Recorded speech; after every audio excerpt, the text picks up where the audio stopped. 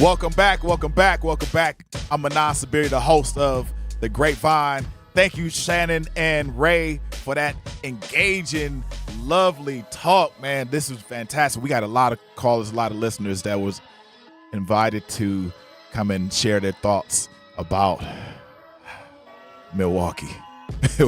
We got a lot to talk about, Milwaukee. We got a lot to talk about. But Black America, I need you with me for a minute, because every season, every election season, somebody tells us they're protecting democracy and somebody else tells us they're protecting the vote. But here's the question. Who has spent more time fighting for the right to vote than Black Americans? I'm going to ask y'all again. Who has spent more time fighting for the right to vote than Black Americans? Because I remember when my daddy was out marching with my grandmother, and they were getting rocks thrown at them repeatedly. When they were marching with the NAACP and some of the other folks back then, they were getting rocks thrown at them repeatedly. So our grandparents were beaten for it. Some were jailed for it. Some died for it. You remember the poll taxes? They had poll taxes. It was crazy. Poll tax, literacy tests, redlining, Jim Crow. What we know, honestly, we know what voter suppression feels like. We know what it looks like. We know. So when just a couple of hours ago, when a federal judge blocked Donald Trump's executive order that would have required proof of citizenship to register to vote, some people are celebrating.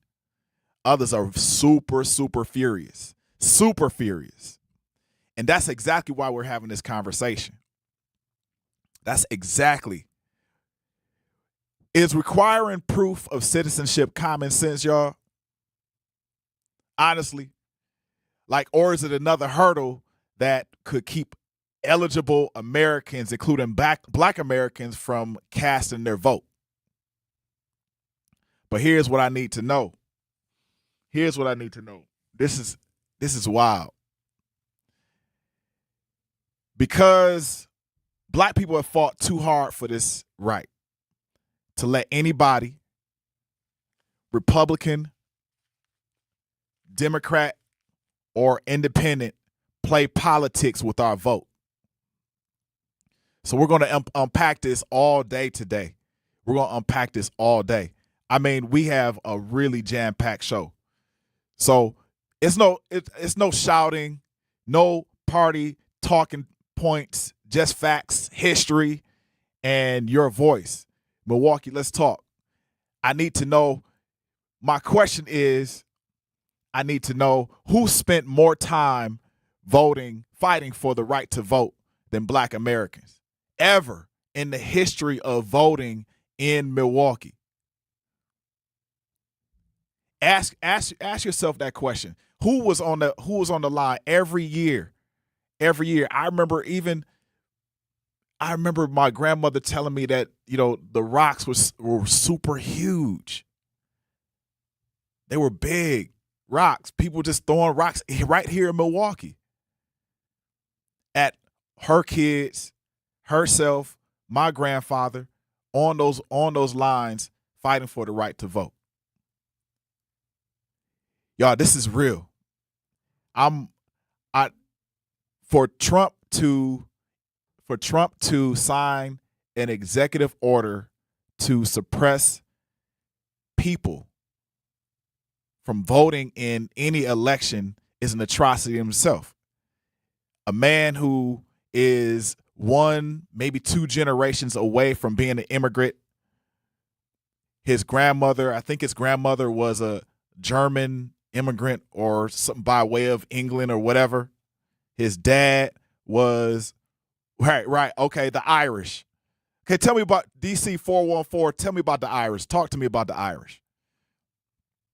I need to understand what the Irish are about. Because here's something I want us to wrestle with. And two things can be true at the same time. We can believe every eligible citizen should vote. But we can also believe elections should be secure. So the question isn't whether or not we want secure elections. The question is, what's the fairest, what's the best way? What's the best way to achieve that without making it harder for eligible people to vote? So for example, if your grandmother, like my grandmother, marched for voting rights in the 60s, how would she feel about requiring proof? Listen to this. If you've been here, if your people have been here for 400 years, 400 years, or however many years that has been, if your people have been here for 400 years, why should we prove ourselves to any entity in the United States of America that we need to vote? Why should we give a person our citizenship in order for us to vote? Does that make any sense? It doesn't. It doesn't, not at all. I would hope that if my grandmother was alive today, I do have a grandfather that's alive today. I would hope that my grandfather wouldn't even turn a better eye to show his proof of citizenship in order for him to vote. Now, he's been an elected official. He's been through 2 wars. He went through literally the Korean War and the Vietnam War. He has been a university professor. He has been a golf professional. Like, why would my grandfather, who is 90-something years old right now, be required to show his proof of citizenship in order for him to vote? And he's of sound mind. Shout out to Robert Reynolds. So today isn't about Donald Trump.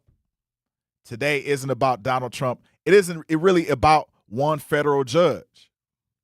But it's about whether America, our America can protect both the election integrity and voting access. And that's what this judge, I think it was a black judge. That actually, had the final say so, if I'm not mistaken. I need to look that up. We need to look that up. Was it a black judge? Somebody tell me. Somebody look that up. I'm going to look it up now. Was it a black judge that had the final say so? We'll find out. And if any community has earned the right to vote, to lead anything in that conversation, is ours. It is ours. I'm going to go to the chat real quick. And if you haven't hit us up on the chat, YouTube chat. 833-212-1017 is our call in. Hit us up on the chat. We got Biko and DC 414. Biko said Grapevine. DC 414 said the Irish. He was just playing. He's like, bro, I'm joking. That'd be white people go to when you bring up American struggle for blacks. Yeah, that's true. Because even right now, if you think about it, right now in Ireland, right now there was a young man, a black man who committed a crime, I think a murder in Ireland. Y'all got to man, we need to pull this up. You heard about this, Zech? It was a black man in Ireland that committed a crime, and this is to your point, DC 414. And this is probably like 2 weeks ago, and then the Protestants and the Catholics who have never joined forces in their entire history of being co-living with each other or not co-living with each other, join forces to start committing crimes against black people in Ireland. To this day, right now, they're going on week number 2. And I know it's going on because the black people have been talking about it on the blogs. It's going on right now. But back to what I was asking. How would your grandmother feel? How would your grandfather feel about requiring proof of citizenship today for things that they fought over, for things that they've done to help not just themselves, but other people? Because if it wasn't for us, if it wasn't for the people who have been here fighting, building the country, if it wasn't for us, then where would this country be? If it wasn't for us, we wouldn't have the street light, the street signs. If it wasn't for us, it'll be hard to have anything, literally anything. Truth Radio 101.7. You're in the Grapevine with your host, Manan Sabir. That's me, and we'll be back. I got a lot more to talk about. We're going to chew up these grapes. Let's take a break. The African American Roundtable, black-led organization on Milwaukee's far northwest side, has launched a safety campaign rooted in the basic need of food access. It's called Feed the Change MKE. Through community engagement, AART learned that easy access to and education about locally sourced and fresh food would help people feel healthier and safer. Also, local food providers need to learn how to engage the community, build awareness, and stay in our community long-term. So Feed the Change MKE encourages people to know, grow, prepare, and share food, especially from community-owned and operated stores, gardens, markets, and other culturally relevant sources. We can't rely on big corporations to meet these needs. That's why we must demand the city to invest $1 million into the Healthy Food Establishment Fund, formerly called the Fresh Food Access Fund. Join AART's campaign to win a dignified and choiceful system that we all can thrive in. Visit aartmke.org to learn more about Feed the Change MKE. In the United States, a vehicle is stolen every 31 seconds, about as long as this message. Luckily, you can take a few easy steps to protect your car in the same amount of time. Remove your valuables, roll up your windows, don't leave your car running unattended, lock your doors, and take your keys or fob. If you have information about a crime, call the police. If you suspect insurance fraud, also call 800-TEL-NICB. A public service message from the National Insurance Crime Bureau. I always had to be so good, no one could ignore me. Carve my path with data and drive. But some people only see who I am on paper. The paper ceiling, the limitations from degree screens to stereotypes that are holding back over 70 million stars. Workers skilled through alternative routes, rather than a bachelor's degree. It's time for skills to speak for themselves. Find resources for breaking through barriers at tearthepaperceiling.org. Brought to you by Opportunity at Work and the Ad Council. I'm Chris Jakimick. I served in the United States Air Force and I deployed 3 times. So in 2017, I was serving as an Air Force First Sergeant. Our motto in that role is my job is people, everyone is my business. But unfortunately in that year, I would lose my own brother, Lance Corporal Adam Jakimick, to suicide. The majority of veteran suicides are from guns. I store my weapons securely, not only for myself, but for my family. Store all your guns securely. Help stop suicide. My service never stops. Brought to you by End Family Fire and the Ad Council.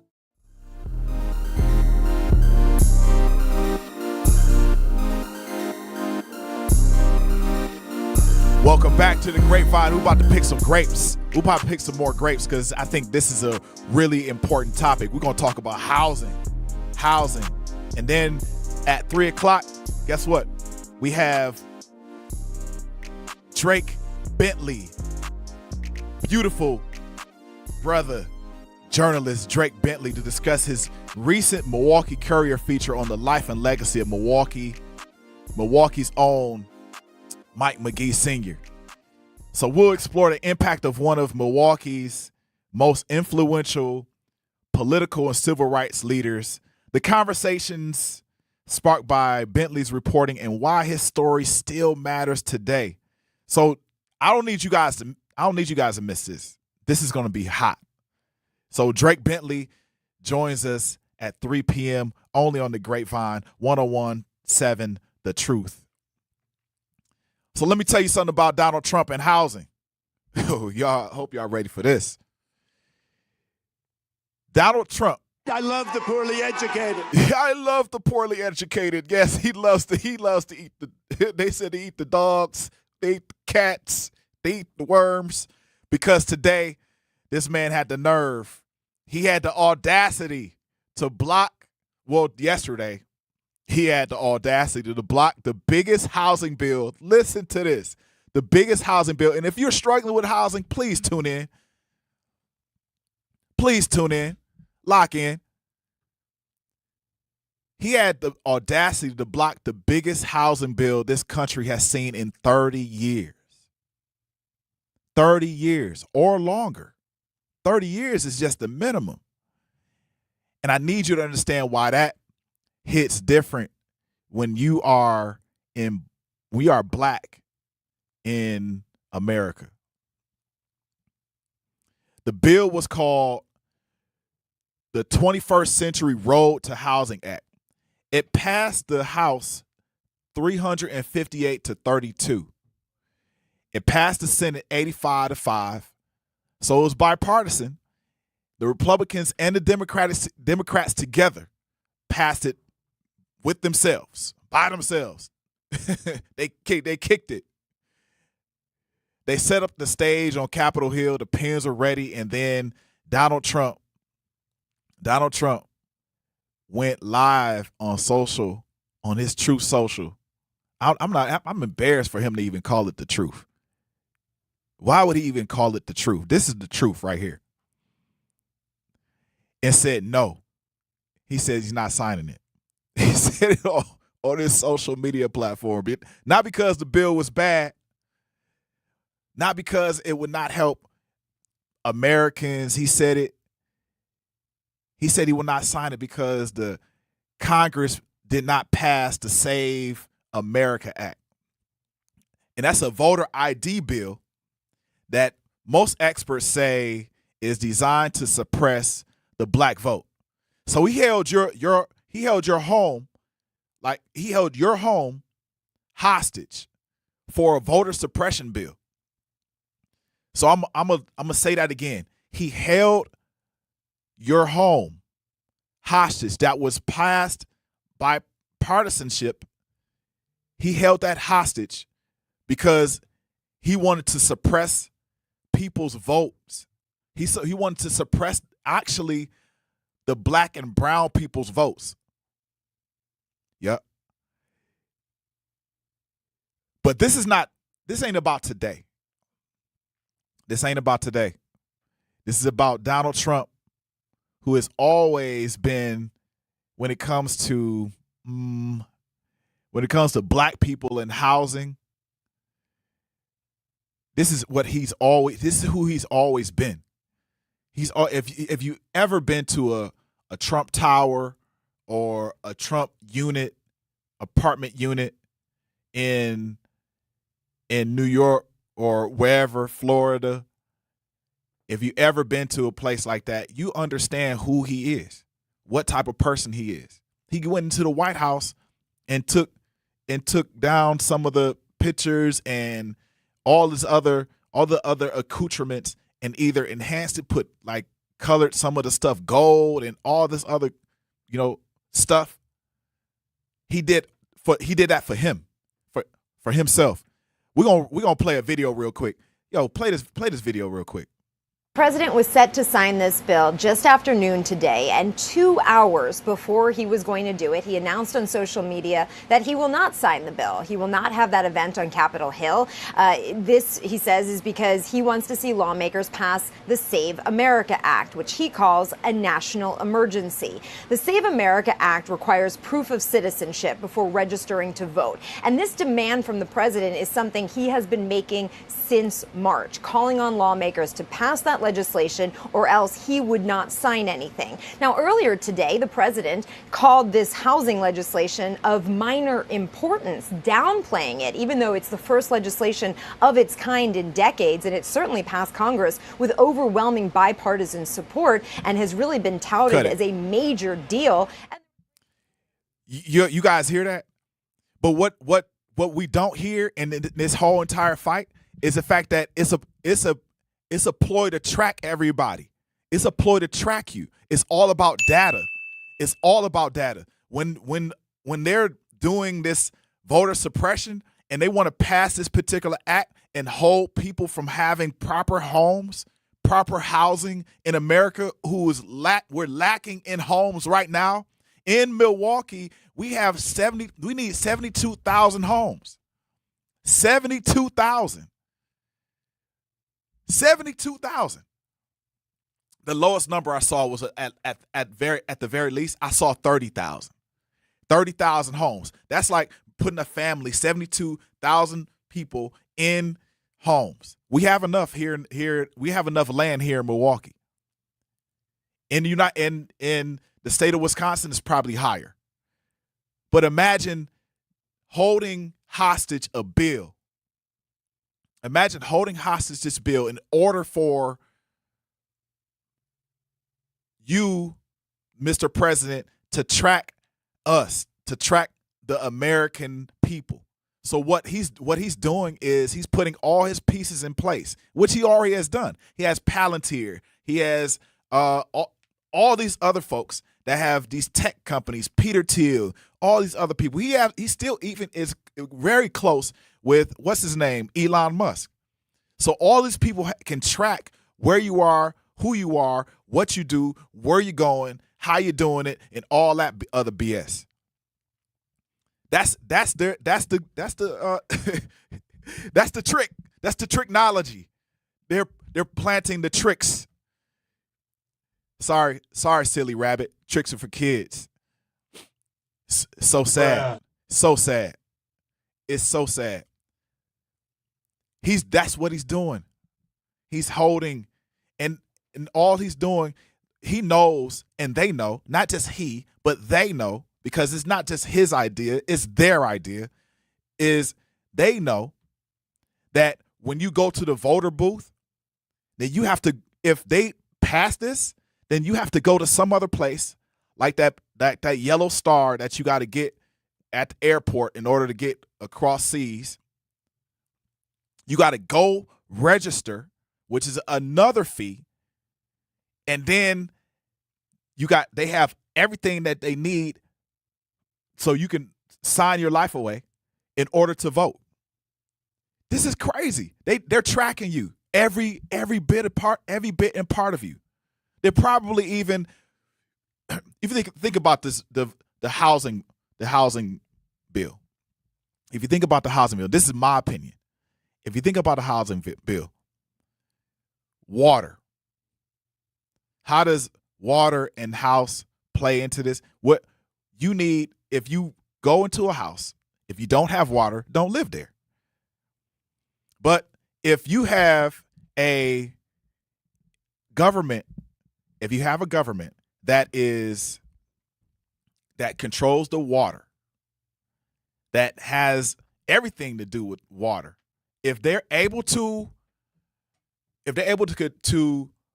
control the water, man, that's a track in itself.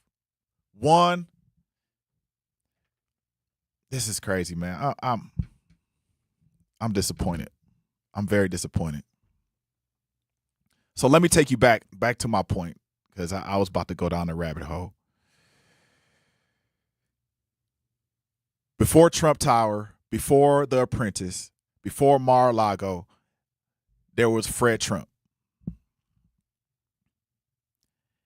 Donald's daddy, who built a real estate empire in Brooklyn and Queens. If you've never been to Brooklyn and Queens, go visit. But he did it all on federal money, government money, federal housing subsidies, your tax dollars, their tax dollars. Fred Trump was a super hungry dude for government funding. He found a loophole that the Senate Banking Committee investigated him for defrauding post-World War II housing programs. So he lied about the cost of his projects to pocket more government cash. So this is the foundation of the Trump fortune. So not just genius, but and not him pulling himself up by the bootstraps, because we all think that Trump did that. But it was government money and fraud. And he did that. He taught his son that, and his son lent that expertise over to places like at Atlantic City. If you ever been to Atlantic City prior to 86, 87, it was going down. A big old city on the beach in New Jersey, and it would just like, it was casinos, beach town kind of, and it was going down, man. And then all of a sudden, he sold it out. Went bankrupt, and boom, he left. And now if you go to Atlantic City, it's destitute. And this is what he's doing. This is what he's doing to America. He's doing the same exact thing to America. So Fred Trump, what did he do with those government-funded buildings? He kept black people out. He kept black people out. His rental agents were instructed to mark the applications of black and Puerto Rican applicants with the letter C. C for colored. This is crazy. So they could be identified and thrown in the trash. A black nurse named Maxine Brown filled out what her own rental agent called a beautiful application. She was qualified. She had the money. And this is what he was doing. She filled out her own rental agent called a beautiful application. She was qualified. She had the money. She did everything right. And Fred Trump told that agent to put the application in the drawer and leave it there because she was black. That they did that all over the place with Fred Trump. Fred Trump's Maryland buildings, the ones where black families right now were now living after white flight, they became dilapidated, deplorable. This is what Trump is about. In 1973, the Justice Department sued both the daddy and the son. Both the daddy and the son. And Trump was 27 at the time for violating the Fair Housing Act across 39 of their buildings. So instead of quietly settling like other developers did, Donald Trump countersued the government like he's doing now for $100 million. And he called it absolutely ridiculous. So this man has never once in his life admitted he did anything wrong when it came to black people. He never has admitted that he's done anything wrong to black people. So now, right now, 2026, the same man who has lived in paid for housing his entire life, literally his entire life, who he inherited a mass fortune built on government subsidies and racial exclusion, who grew up watching his father mark black people's education with the letter C for colored. He got arrested for running slum properties, the daddy. This man is now the gatekeeper for blocking a bill that can help you get in the door. The black-white home ownership gap is bigger today than it was in the 60s. So when the Fair Housing Act was signed, after everything our people fought for, after everything they sacrificed, after literally everything they sacrificed, marching, lynching, like it was still lynching. They were still getting lynched. People were still getting killed on the lines. People were still getting beaten and bit by dogs. We're more locked out in 2026 than we were back then. So today, the man in the White House, your President Donald Trump, whose family built his wealth on keeping black people out and keeping white people in, made sure yesterday that we stayed out a little longer, that we stayed out just a little longer. Y'all can hold on. It's okay. Y'all can hold on. It's okay. Hold on to this rope. I'm a send a plane for my people. Y'all just hold on to this rope. So today, y'all, we going all the way in. We're going all the way in. We're gonna get deep. Stay tuned. We're gonna get real deep. This is the Grapevine. Let's take a break. Make your home and family safer by properly getting rid of nasty chemicals and fire hazards. MMSD's Home Hazmat program offers 3 drop-off centers that are open all year long. It's fast and easy. You don't even have to get out of your car. And it's free to visit a drop-off. Lithium-ion batteries, old gas, propane tanks, they take all of that and more. For a list of things you can and cannot bring, locations and hours, go to MMSD.com. Milwaukee County residents only. No businesses. And here's Heather with the weather. Well, it's beautiful out there, sunny and 75, almost a little chilly in the shade. Now, let's get a read on the inside of your car. It is hot. You've only been parked a short time and it's already 99 degrees in there. Let's not leave children in the back seat while running errands. It only takes a few minutes for their body temperatures to rise, and that could be fatal. Cars get hot, fast, and can be deadly. Never leave a child in a car. A message from NHTSA and the Ad Council. Babes, what are you doing? What? I'm just mowing the lawn. No, it's blazing hot and dry out here. Don't you remember? Smokey Bear says, avoid using power equipment when it's windy or dry. Where'd you learn this? Oh, it's on SmokeyBear.com, with many other wildfire prevention tips. Right. Thanks, honey bear. 'Cause remember, only you can prevent wildfires. Brought to you by the USDA Forest Service, your state forester, and the Ad Council. When a warrior faces adversity, he fights through it. He finds a way. Freedom isn't free. Rolling strong. Belief. Believe you can, and you will. Wheelchairs for Warriors provides mobility solutions to veterans and first responders injured in the line of duty. Join the mission and visit wheelchairsforwarriors.org. Here's the deal. We gotta set ourselves up. See, retirement is the long game. We gotta make moves and make them early. Set up goals. Don't worry about a setback. Just save up and stack up to reach them.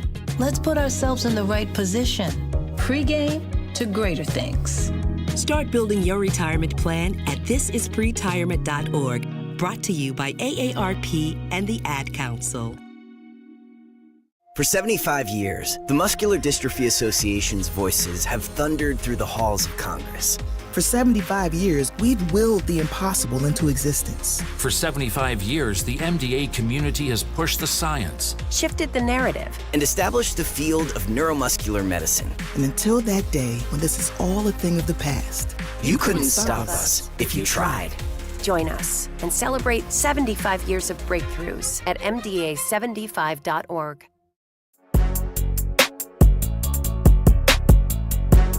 Welcome back to the Grapevine. Welcome back to the Grapevine. I'm your host, Manan Sabir. And before we go further, American Family Insurance is a proud sponsor of The Truth. For almost 100 years, they've been committed to helping families protect what matters most, your home, your vehicle, and the dreams you're building every single day. If you're part of The Truth audience, you already know you work hard for yours. That's why having the right protection in place matters. American Family helps you stay ready for whatever life brings so you can focus on moving forward. Insure carefully, dream fearlessly with American Family Insurance.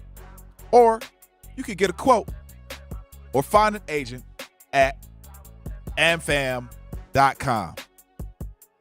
Woo, we're about to get into that. So what was in the bill? There's 4 components that was in the bill. But imagine having these 4 components in this bill, and you are you probably still are, a civil rights activist. You are a person that has gotten rocks thrown at you. Imagine this. Imagine you're a person. You said you wake up in the morning. It's 1968, 1967, 1966, 65, 64, 63, and you say, "I'm gonna get up, wake these kids up, make me my grits, make them some grits." You go, get them ready, get the kids ready. And their kids ask, "Ma, where are we going?" Well, this is where we're going. We're going to march in order for us to vote. Well, why is voting so important? Because we want to have a say-so in who is going to help protect our ideas for the America that we're living in. You have an idea, Ma? Yes, I have an idea. I have an idea. And it doesn't involve a person named Donald Trump or Fred Trump. But I have an idea. You get out, you walk out, you get in your 1963 Cadillac, Sunday Cadillac. You drive to, you drive to the bridge, the 16th Street Viaduct. Or you drive to, if you're in Chicago, Cicero. And then you get out the car and you see all these people, yeah. They sound like Busta Rhymes, yelling at you, screaming. Black people go home. Black people this. Black people go home. Black people this. And then you're on the lines. You got people holding up signs. You got people yelling and screaming. They look different than you. Some do, some don't. Majority do. And then all of a sudden, you get a pebble. Boom. And then it's a stick. Boom. Then it's probably some ketchup on your head. Then it's something else. Like, imagine being the person, the woman and or man that has to think about someone trying to reverse what you fought for.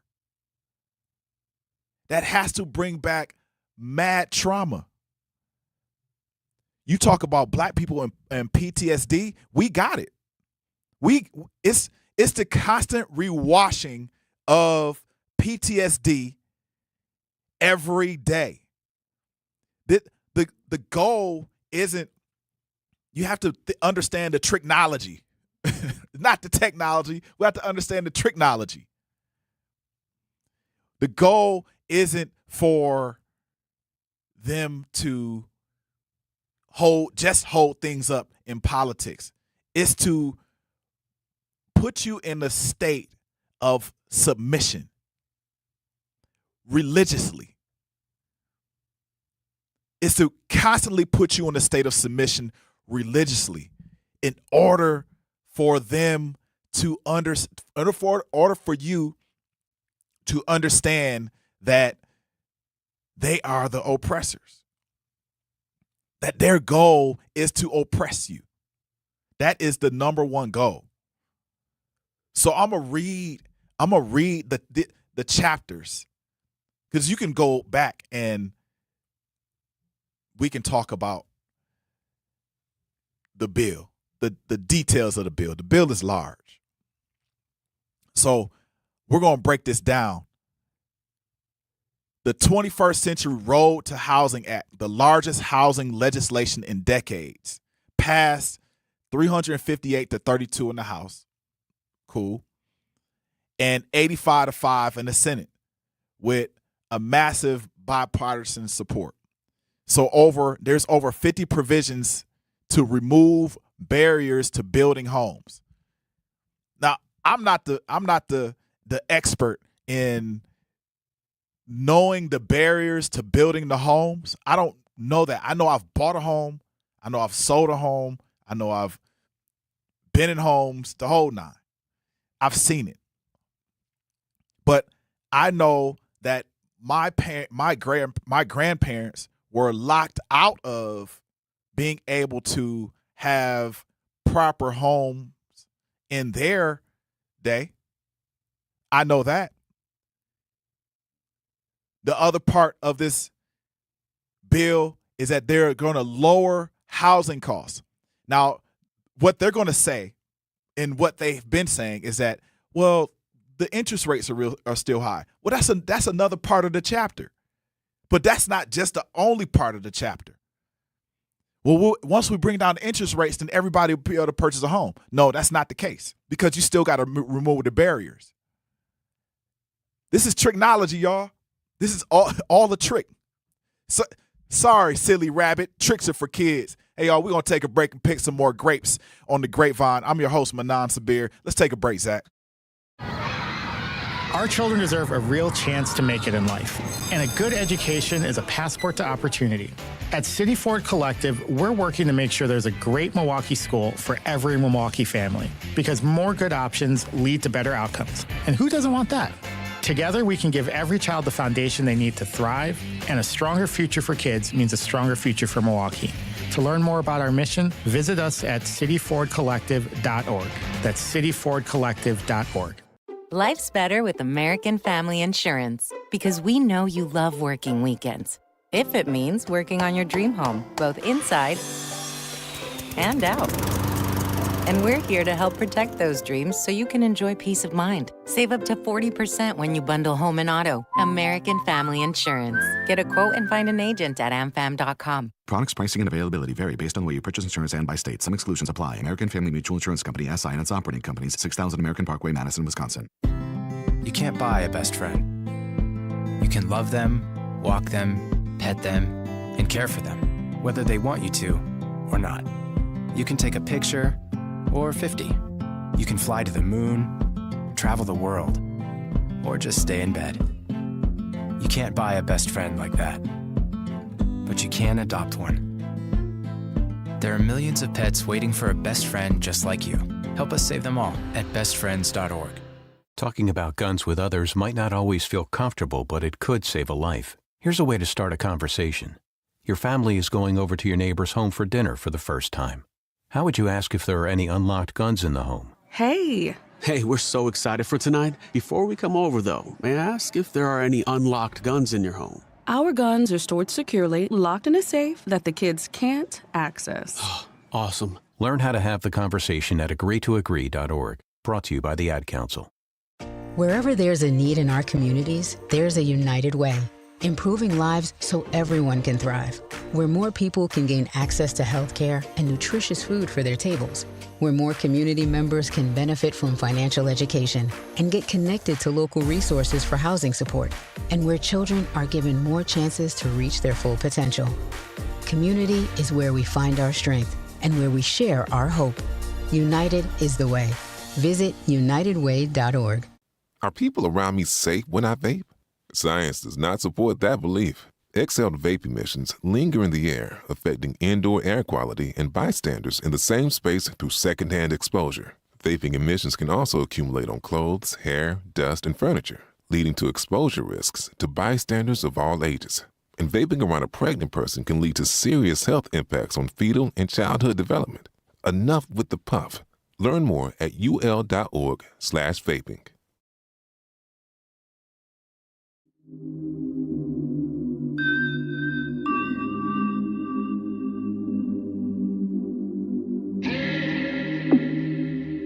Welcome back to the Grapevine. Woo!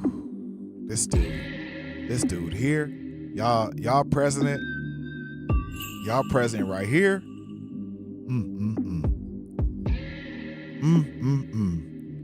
Tricknology. He has definitely, they pulling the wool over your eyes. Y'all remember when like the every 90s hip hop. It was nothing. Every 90s hip hop artist was doing this, but it was a lot of hip hop artists talking about Trump this, I'm pulling women like Trump and, money like Trump and building like Trump. And then he takes out a full page ad in the New York Times. And we still was celebrating this dude. He takes a full page ad in the New York Times to persecute 5 young men, and then they wind up being innocent for the rape of a lady, the unfortunate attack of a lady in Central Park, the Central Park 5. This is crazy. Play that video, Zach. We're gonna give him what his whole. We're gonna give him some attention. Give him a little attention. Behind us, November's midterms at the middle of a wave of legal battles now, all centered on President Trump's executive orders, which he says will protect the integrity of American elections. Today, a federal judge in Boston permanently barred most of one order requiring voters show proof of citizenship when they register to vote. That ruling said the Constitution does not give the president that authority. The president has been pressuring Republicans in Congress to pass those provisions in a bill. And the post blocked. Somebody blocked. He got blocked by Wimby. Wimby blocked him. The judge's name is Wimby. Judge Wimby. Wimbyama. He got blocked. Done. You can't do that. They said, not in my house. Not in my house. This is I know he's furious. He's probably hitting True Social. I'm not a subscriber to True Social, but so I just want to know if anybody's on True Social. Just let us know. You can post it on. You could give us a call. Let me know what's going on True Social, what he's saying. I just want to understand if he's upset. He could be upset. It's fine. It's cool with me. Back to these chapters. These chapters, because the housing bill is a large bill. It has a lot of details in it. They said there's 50 provisions to remove barriers. So if there's 50 provisions, we need to find out what those 50 provisions are. We need to understand. We also need states to dig in. We need our local politicians to start putting pressure on our housing authority here, whatever it is, whatever needs to happen. Please put the pressure on our people, because we need more housing here. We need more developers. We need more affordable housing. I don't know what those 50 provisions are to building homes, but we need to find out. They also are going to lower, the bill says they're going to lower housing costs. So in the past 4 to 5 years, especially after the pandemic, a lot of the housing costs have risen. It's been spurred by large corporations like BlackRock and you name it, coming in large swaths and swooping up homes, and then ultimately, rehabbing those homes and selling them or keeping them. So they say they're going to lower the housing costs. And as I said before, they're talking about inflation, or the interest rates are really high. The interest rates may be high, but that's another discussion. Lower the housing costs first, and then we'll figure out the rest. We'll figure out how to make that money back in order to pay that interest. We'll figure that out. As an American people, we'll figure that out. Especially as Black people, we're gonna figure that out. And also in the bill, they want to return more controls to local communities. So they will return more control to local communities. That means some of the local community housing authorities, they're going to give the control back to these people. So that means that in this housing bill, it's actually a little bit more democratic. It's more of a democratic process. It's more of a democratic processed bill. than not. It has less, the government ultimately has less control. And it's kind of, I'm thinking it probably opens up more of a free market. But I could be wrong. We need to see if this is right. So they want to give more control, whatever that control is. They want to give more control to the community, to local communities. It restricts large. This is important. It restricts large institutional investors, including hedge funds using computers and cash, because they've been doing this. Like, there was a building on a specific street. I had a friend who wanted to open up a laundromat. He says he went in and to try to purchase the laundromat, and he has money to purchase the building that was supposed to be a laundromat. He goes in to purchase the laundromat on the site. He gets to, $50,000. He gets outbid the next day, $60,000. Next day he does $70,000. He gets outbid to $80,000. He gets to $90,000. Then he gets bid to gets outbid by $100,000. Like, and then he texts me and he said, Manan, I think that this is what I'm going against is a computer. He said, no matter how far I get in the process, they're always outbidding me. Always. And so guess what? He gets to the end. He drops his bid. To this day, that building is still empty. And this was a year ago. A year ago, he was outbid. And the building is still empty in neighborhoods that don't need that building empty. It sits across from another empty building, and then it also sits across from an empty lot. And then it also sits across from a very famous building that we all know about that had a lot of businesses in it. It sits across from that building too. So this bill restricts large institutional investors, including hedge funds,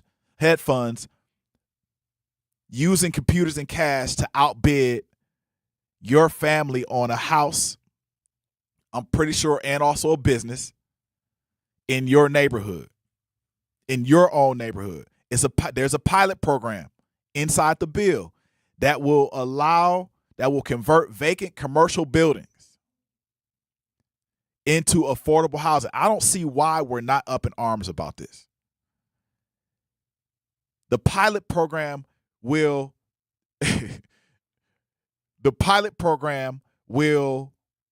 convert vacant commercial buildings into affordable housing. Empty malls turned into actual homes for families. Northridge is empty. Northridge is empty.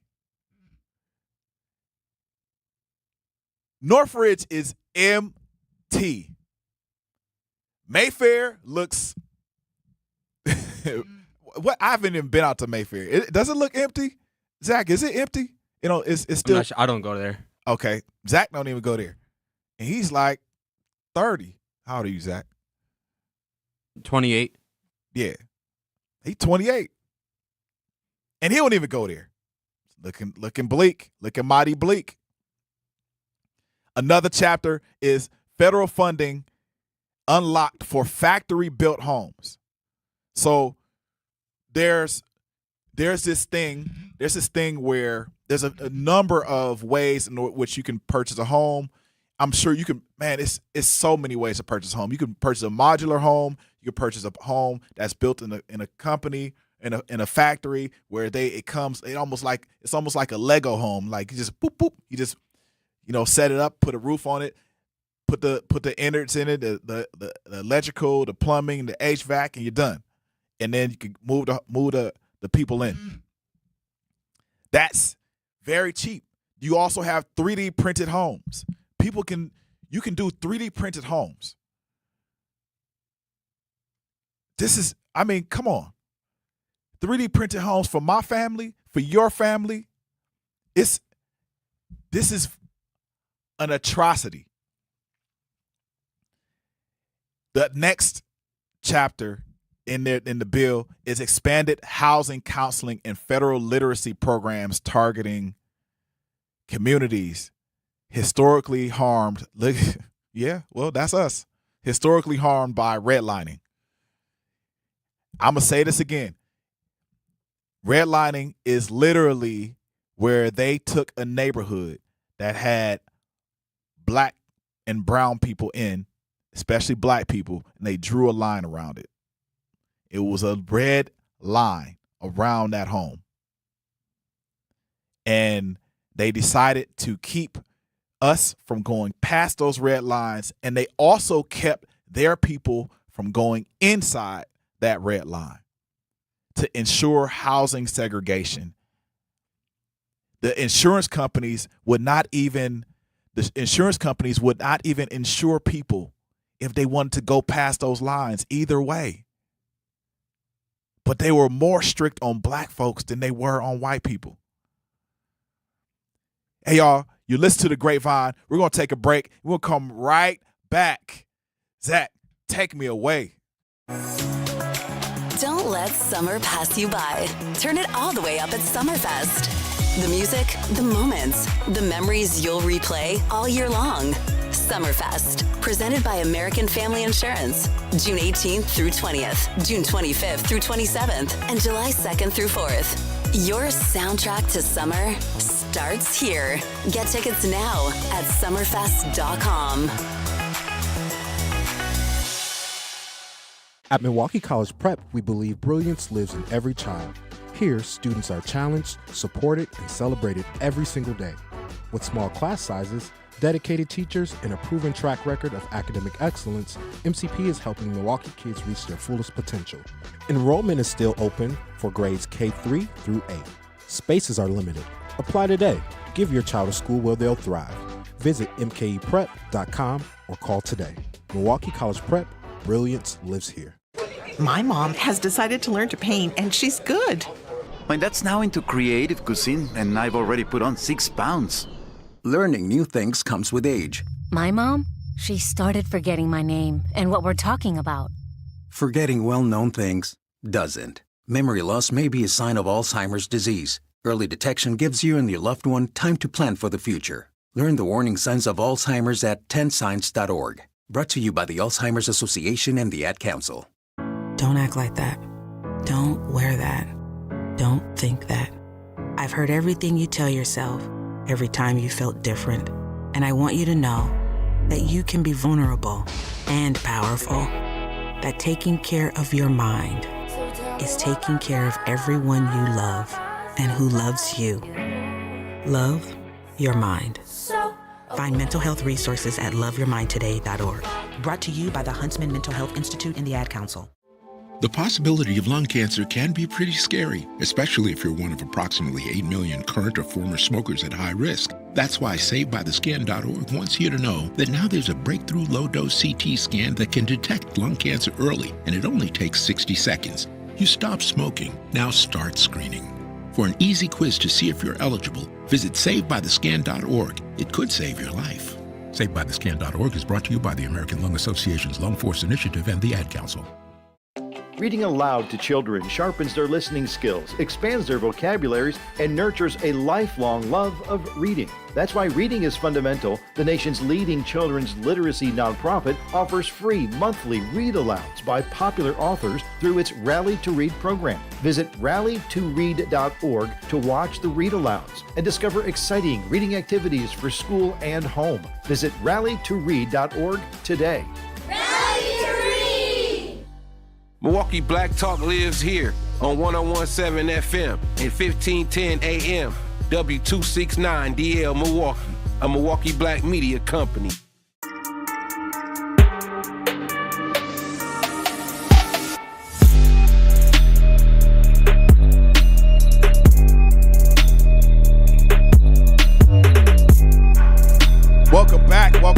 Welcome back to the Grapevine. We're going to pick some more grapes. I'm your host, Manan Sabir. And this is the Truth Radio 101.7. Yes. And we have a very special guest coming up in Drake Bentley. Man, you guys got to stay tuned for this. He's going to be talking about Mike McGee Sr. So we're just 1 hour away from Drake Bentley joining us. And he's going to join us because he had a recent discussion with a few folks about Mike McGee, Sr., and also he had a discussion with Mike McGee, the commander, Mike McGee, Sr. And we're going to examine the article through Drake Bentley's voice. We're going to examine the article that has taken Milwaukee by storm. And it examines the life of and leadership and the lasting legacy of Commander Mike McGee Sr. We'll talk about the reporting behind the story, the voices featured in the article, and why Mike McGee Sr.'s legacy, legendary legacy, continues to shape Milwaukee today. So I need y'all to stay with me. Stay with us. Drake Bentley joins us today at 3 p.m. Stay tuned right here on The Truth 101.7. Post that up. Put that up. We got it. Zach. Yeah. I'm about to. Hey, y'all. Listen, I want to tell everybody before we move forward, I want to tell you what is going on in our communities right now. But I am not the one to really have those words.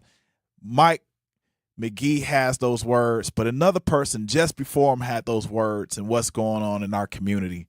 A gentleman by the name of Malcolm X. Malcolm X and Alex Haley they wrote a book together called The Autobiography of Malcolm X, and he left out 3 chapters. And there was a gentleman that bought the chapters for about $7,000. He bought 3 chapters for $7,000.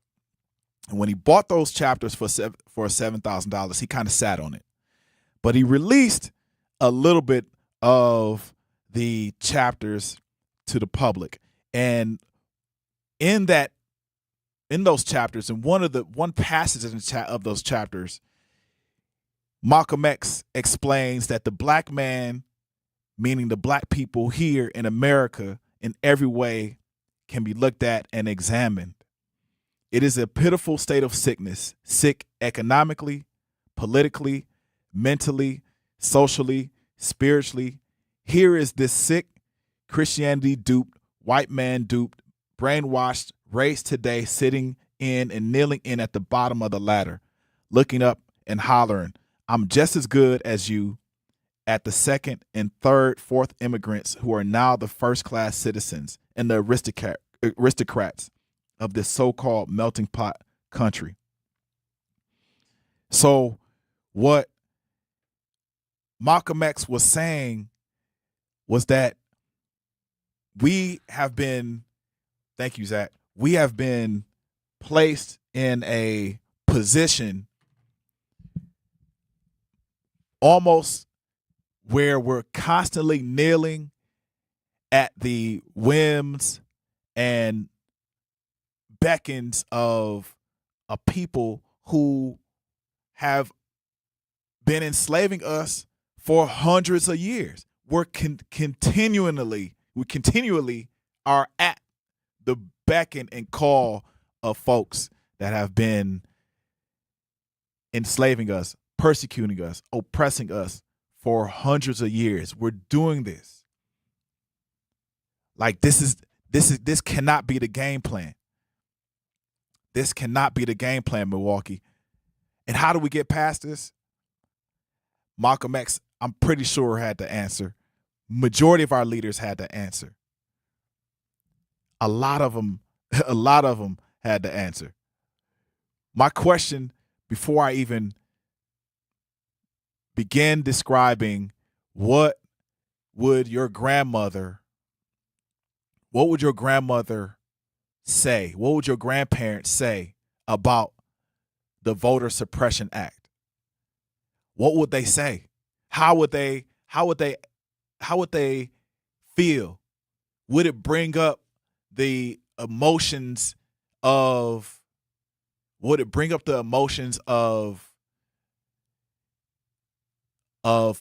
trauma? Would it bring up the emotions of suppression? Would it bring up the emotions of oppression? Would it bring up the trauma of coming out of their homes, going to a picket line, going to a march to fight for the legacy of not only their country, but really of their children, to fight, because majority of folks did not live past, past the 80s, 90s. Some are still here, but some are gone. Imagine rocks being thrown at you. What would your grandparents say? What would that person who was on the picket line say? I remember my father describing him getting hit in the head with a rock or two. Talk to me, Milwaukee. What would your grandparents say? What would your mother say? What would your aunt say that was on the picket line with the folks who are fighting to vote, fighting for rights?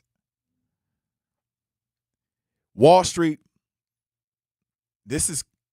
Wall Street has been buying our homes like monopoly boards. Wall Street has been buying our homes like monopoly boards. And for them to tie these two pieces together is unique. They take a historic housing bill that would help individuals, especially black folks, because we're talking about black folks now. It would protect black folks from having to have dilapidated homes, right? It would take black folks from having to move with their cousins, aunts, uncles. It would take people from doing that and put them in brand new environments where they can relax, where they can have mental real estate. This is the technology. This literally is the technology that they're putting on us. They're buying our homes like monopoly boards. Imagine go home. I'll need everybody to pull out your monopoly board. Look at the monopoly board. Take out some cash. Play with somebody. Put the money on the table. Get the homes. Boom. And just scoop up your board. Scoop up your money. Your home. Scoop it up. It's yours. It's just like that. It takes them a couple of minutes to purchase a home. In Jacksonville, Florida, investors own more than 20%. This is in Jacksonville, Florida. That's northern Florida for those of you who don't know where Jacksonville is. That's northern Florida. If you've ever been to Jacksonville, it's a real place. They got the Jacksonville Jaguars. They got the Jacksonville, like some hockey team there. And a lot of athletes come out of Jacksonville. But you may not be owning your home. You may be renting. You may be renting a really single family unit from a private company, because investors own more than 20% of all single family homes in Jacksonville right now, in Dallas and Phoenix. Look at Dallas and Phoenix. Investor homes, the private investor homes jumped nearly 100% in just probably 7 years. Black families, we can't compete. We can't compete. We kind of like the San Antonio Spurs. We like the San Antonio Spurs. They got Jalen Brunson, and we got Wemby. We got a good try, but we're a little weak in the knees right now. We can't compete. We can't compete with these hedge funds who have billions upon billions upon billions of dollars, who are constantly rewashing their money in their friends' companies like SpaceX. They got billions upon billions of dollars, and they're just swooping all of these homes up. So this bill, the housing bill, will have stopped that. So it's not just and here's the thing. The Voter Suppression Act, the Save America Act, that's what the bill is. Save America, literally save America. I think it's just it's a ploy. I think it's a ploy. I think it's something to push in front of you. This is my opinion. I think it's smoke screen. I think it's something to push in front of you. And then they're going to undercut and bring in their people like, hey, look, you know what? We're not going to pass this housing bill. We're not going to pass the housing bill. We're going to bring in our people and buy some more of these homes. We're going to buck the government. That's what it is. It's a rogue. We got rogue people inside the government right now. Milwaukee, what would your grandmother do? What would you do? How would you feel? How would you feel if you moved to a home and it really wasn't your home? Because we're dealing with that here in America. I mean, honestly, you purchase a home and you still pay mortgage on it. You could purchase a home with all of your money. It's $100,000 homes. Let's say you have $100,000 in cash. Guess what? You're still paying taxes on it. If you don't pay taxes on it, they can take it from you. You still paying. You got to pay the fees on it, water, all that good stuff. They can still take it from you. But not, Milwaukee, how would you feel? You're on the Grapevine. We're gonna pick some more grapes. We're gonna keep going. Let's take a break, Zach. We asked parents who adopted teens to share their journey. When I met both of them, it was like my missing pieces were found. Like it was just like an instant, these are my kids. If you're considering adopting a teen, just do it. Kids need families. I don't care the age, everybody deserves a family. Learn about adopting a teen from foster care. Visit adoptuskids.org to learn more. A message brought to you by Adopt US Kids, the U.S. Department of Health and Human Services, and the Ad Council. Not completing high school is more of a social thing than it was an academic thing. Even though all these years have passed, I still had that longing to have my diploma. At age 30, Carissa finished her high school diploma. If you're even considering getting your high school diploma, you can do it. No one gets a diploma alone. If you're thinking of finishing your high school diploma, you have help. Find free adult education classes near you at finishyourdiploma.org. That's finishyourdiploma.org. Brought to you by the Dollar General Literacy Foundation and the Ad Council. Hear that? That's the sound of your life. Perfectly imperfect. Beating in rhythm to the world you've created. But every time you drive after drinking, the music gets drowned out. Your life sounds pretty great. Don't let a buzz ruin it. Buzz driving is drunk driving. Don't drive buzzed. A message from NHTSA and the Ad Council. Doctors Without Borders is delivering life-saving medical care where it's needed most in communities around the world. From bandaging war-wounded patients in Sudan to providing clean drinking water in Haiti, we're in more than 70 countries worldwide, bringing patients from sick to recovering, from emergency to aid, from crisis to care. This life-saving care is made possible by a global movement of supporters like you. Thank you.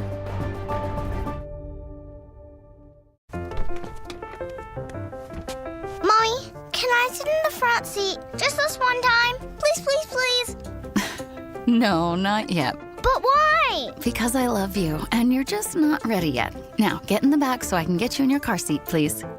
Putting your kids in the right seat for their age and size is an act of love. Check that your kids are in the right seat at NHTSA.gov/the right seat. Love protects. A message from NHTSA and the Ad Council. In sitcoms, when someone has a problem, they just blurt it out and move on. Well, I lost my job and my parakeet is missing. How was your day? But the real world is different. Managing life's challenges can be overwhelming. So, what do? We get support. The Huntsman Mental Health Institute and the Ad Council have mental health resources available for you at loveyourmindtoday.org. That's loveyourmindtoday.org. See how much further you can go when you take care of your mental health.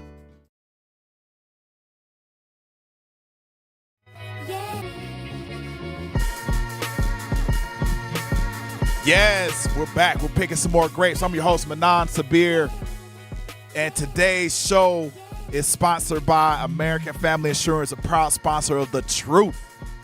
For almost 100 years, they've been committed to helping families protect what matters the most: your home, your vehicle, and the dreams you're building every single day. And if you're a part of the Truth audience, you already know you work hard for yours. That's why having the right protection in place matters.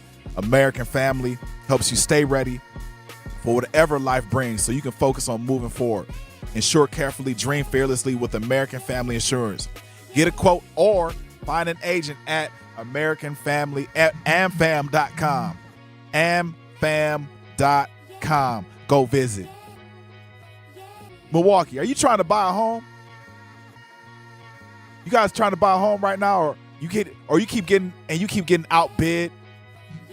You keep getting outbid or denied? Call me. 833-212-1017. 833-212-1017. Biko said in relationship to the people that fought for us, we had the Buffalo Soldiers, Black Wax. Shaky said, Biko said we had Double V. Shaky said our housing is being used as a bargaining chip for voter suppression. Yes. Our housing is being used as a bargaining chip for voter suppression. Biko said Tricknology. Looney 504 said 504. He's from New Orleans. And Baybar said must be the area must be North and 6. Nope. Go up a couple blocks. You'll see it. So Milwaukee, are you trying to buy a home right now, or keep getting outbid? Make sure you call us. Give us a shout, because I want to know. We want to know if it's real. If it's real out there. If you're actually getting outbid by a bot. The bots are winning. The robots are winning. Or even more, do you even know this bill existed before today? Because I want to know, how do we stay informed as a community? How do we stay informed about these bills as a community? Because a lot of people, they were just lucked up upon with this bill. People didn't know. They didn't know what was in it. Who introduced this bill, and how did this bill get past, bipartisanship in the Senate and House? We have to understand that this is important. We should be up in arms about this. We have people in homes, and from a health perspective, we have people in homes that have roaches and have rats, and have roaches and rats, and have mice, and they're running through the homes. I remember talking to somebody. They said that when they went over to another person's house, their friend's house, they had mice like literally all around. Like, they was in and out the beds. The rats is in and out the beds, running through little holes in the walls. This is going on right now, today, right now. Don't those people deserve a home? Like, you can't see as a president to have a little bit of humanity, to recognize that folks have these specific needs, but he's never seen a rat. He's probably never seen a rat, and probably never seen a roach in his home. I almost can be guaranteed. But having a roach in your home, medically, a roach gives off a hormone that produces asthma in kids. So if you're wondering why certain kids have asthma outside of some type of, biological human birth inheritance. If you're wondering why some kids have asthma, that's one of the reasons. Kids develop asthma from cockroaches and roaches in general. Think about that. They said Ebola. They said Ebola is a mouse. It comes from the feces. The transmittance, it comes from the feces of mice and rats, rodents. That's how Ebola is sparked. Don't people who need homes, don't they need this bill? It's criminal. It's highly criminal. So imagine Trump trading your house for a voter ID bill that he's just sliding through. It may not even matter to him. All he wants is a transaction. All he wants is a transaction. That's all he wants. He's he's been bankrupt a lot. Somebody post in the chat how many times Trump been bankrupt. Just look that up for us. How many times has Trump been bankrupt? Let's take a poll. How many times has Trump been bankrupt? Over 5 or under 5? I mean, might as well. Let's have some fun. I think he's been bankrupt a lot. This recently went bankrupt when he got sued by the chick the porno chick, whatever her name is, Stormy Daniels. That's it. Stormy Daniels. He got. I think, didn't he get bankrupt? I don't know. Whatever. He probably did. But that's your president. And I ain't gonna sign this real quick. So that's the transaction that happened in Washington. A man who built his family fortune, his wealth by keeping black people and brown people out of the homes is now demanding you prove your identity to vote before he helps you get into a home. That don't make any sense. So this isn't an accident. This is not politics. This is a pattern that his family has been conducting in America, starting in Brooklyn and Queens.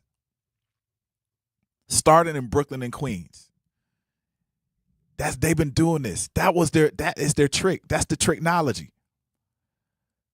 Trump posted, when he wasn't signing the act, he said today's housing news conference and signing is hereby canceled until such time as we pass the desperately needed Save America Act, which I consider a national emergency. It is a national emergency for you. It is buying time. It is buying time for your people to get more rich at BlackRock. That is what's going on. That's how he's conducting this. Let's put the truth out there. Truth Nation. The Save America Act introduces sweeping voter identification requirements. Elizabeth Warren, you can call her how you see her, whatever you want to talk about with Elizabeth Warren and the things that she's been a part of. But she even said that he can claim a victory act, but instead he winds up blocking it. He gave us the Wimby.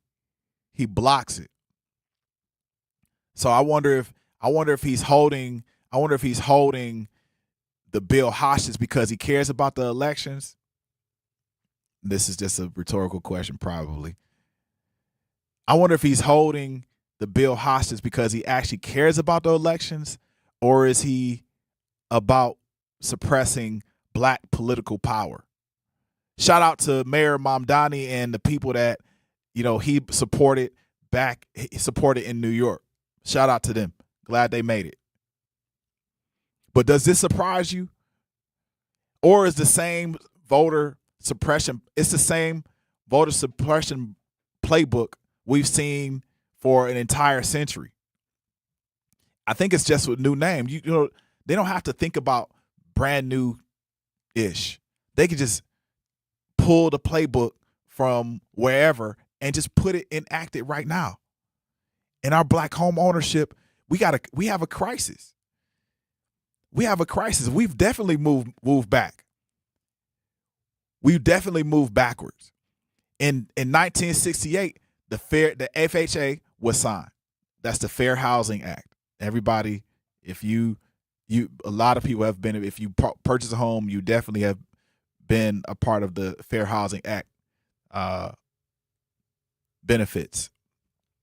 The black-white home ownership gap was at 27 points. In 2026, it grew to 28.4 points.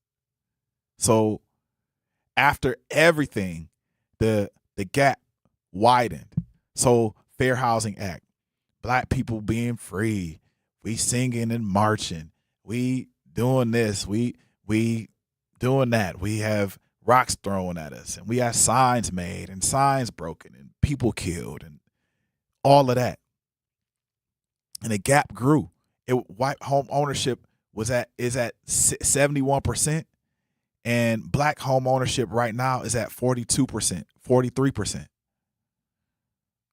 This is such a declaration of war that we don't realize that if we continue to not teach our kids and we continue to be stuck in the economics of entertainment, there's nothing wrong with it, but there has to be, rather than partying, we have to have some political parties.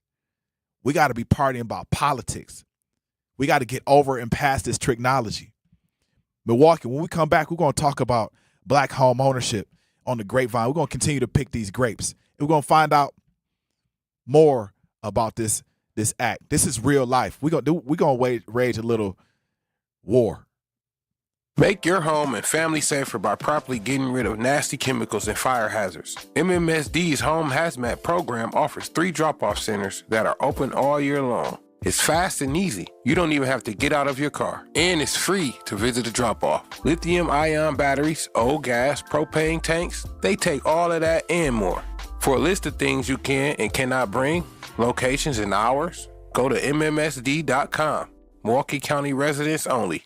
No businesses. I'm Sherwin Hughes, and I know the power of Stars and Stripes Honor Flight firsthand. As someone who's been on an honor flight, I can tell you it's a day you'll never forget. Stars and Stripes Honor Flight gives our oldest veterans who served in any location in June of 1975 or earlier a free one-day trip to Washington, D.C. for veterans. Airfare, meals, a coach bus tour, and special flight apparel are all included. It's a day of honor, gratitude, and camaraderie. Veterans who served in the Vietnam or Korean War go to flysshf.org and ask for an application.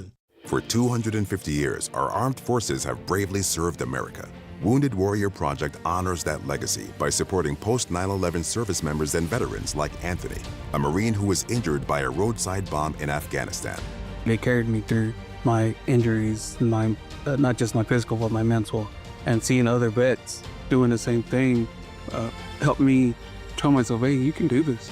Join us in honoring warriors at woundedwarriorproject.org/America. In the United States, a vehicle is stolen every 31 seconds, about as long as this message. Luckily, you can take a few easy steps to protect your car in the same amount of time. Remove your valuables, roll up your windows, don't leave your car running unattended, lock your doors, and take your keys or fob. If you have information about a crime, call the police. If you suspect insurance fraud, also call 800-TEL-NICB. A public service message from the National Insurance Crime Bureau. I always had to be so good, no one could ignore me. Carve my path with data and drive. but some people only see who I am on paper. The paper ceiling, the limitations from degree screens to stereotypes that are holding back over 70 million stars.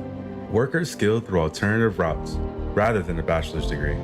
It's time for skills to speak for themselves. Find resources for breaking through barriers at tearthepaperceiling.org. Brought to you by Opportunity at Work and the Ad Council.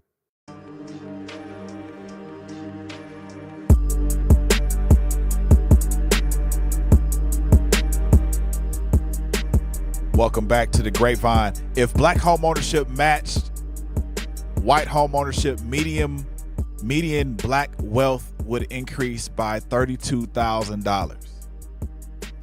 If we matched black home ownership to white home ownership, our median household would increase their wealth by 32 G's. 32 racks. Racks on racks on racks. $32,000. What would you do with $32,000, Milwaukee? Honestly, what would you do? I need to know what would you do with $32,000? I'm going to go to the chat real quick because we don't got much time because we have Drake Bentley coming on, talk about Commander McGee. Benjamin Universe says, why is America fixated on keeping us from living the American dream? Why is America fixated from keeping us from living the American dream? And imagine being, this is the best way to put it. Imagine being the last in your family to be born to a great enterprise, a great enterprising family. Imagine being the last person in your family being born. And everybody in your family has you beat by about 100 years. Everybody by 100 years. You know, your oldest sibling is 100 years old. Let's just say there's no age, you know, in terms of, but imagine you being born last. And then you finally, when everybody gets tired of being great, they just get tired of being great. They're kind of resting on being great. Like, man, I got this, I got that. You know, it's cool. I did that. Kind of like, you know, how LeBron and Jordan, they won however many championships. Kobe won however many championships. They're like, you know, I'm just playing. You know, I'm just out here. I could score 20 or I could score 70 if I wanted to. Really, if I wanted to. Imagine being the younger brother, the younger sister of that person. And you're 3 years old. And that person is 40, 100 years old. And then you grow up, you educate yourself, you realize that you can do the same thing like they can, but you need to make up the gap between, you know, your age, which is, you know, whatever age, and 100. You want to make that gap up as fast as you possibly can. So what do you do? What do you do? You go to a new land. You in 1444, you are part of a organization. In 1444, you're part of an organization, and you talk to the Pope, and you say, there's this new land called Africa, and I want to own some of the land. The Pope who has never left his seat ever, never been to Africa ever, says, oh, you can have 300 miles of the coastline of Africa.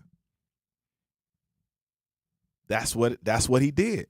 The Pope in 1444 gave, what was his name? Something the Conqueror, some white dude. He gave him some cash. He gave him a ship, and then he went and started talking to the folks on the coastline of Africa. Boom. Started a slave trade. In comes Christopher Columbus, who they say was from Italy. He had, of course, from what I heard, he had Moorish parents. His dad was a Moor. Believe it or not. His dad was a Moor. From Africa. Yes. Comes through and says, you know what? I'm going to sail the opposite way. Lands accidentally on some islands and then starts picking up the steam of chattel slavery. And for 400, almost dang near 500 years, we've been under the thumb of oppression, depression, suppression. We've been under that thumb. So to answer your question, Benjamin, why is America fixated on keeping us from living the American dream? If you ever been to Africa, you would be disgraced at living the American dream. Africa is what's up. If you ever been to Africa, you wouldn't want to come back. There's so many people in Africa right now from America that aren't coming back.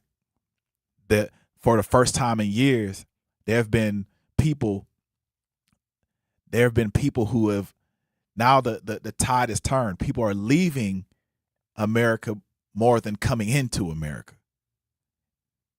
Al, what's up?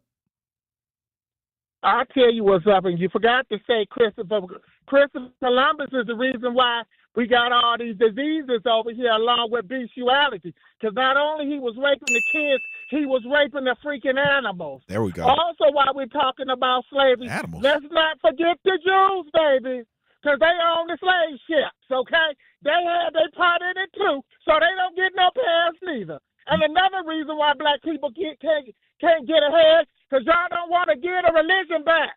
You want to keep Christianity.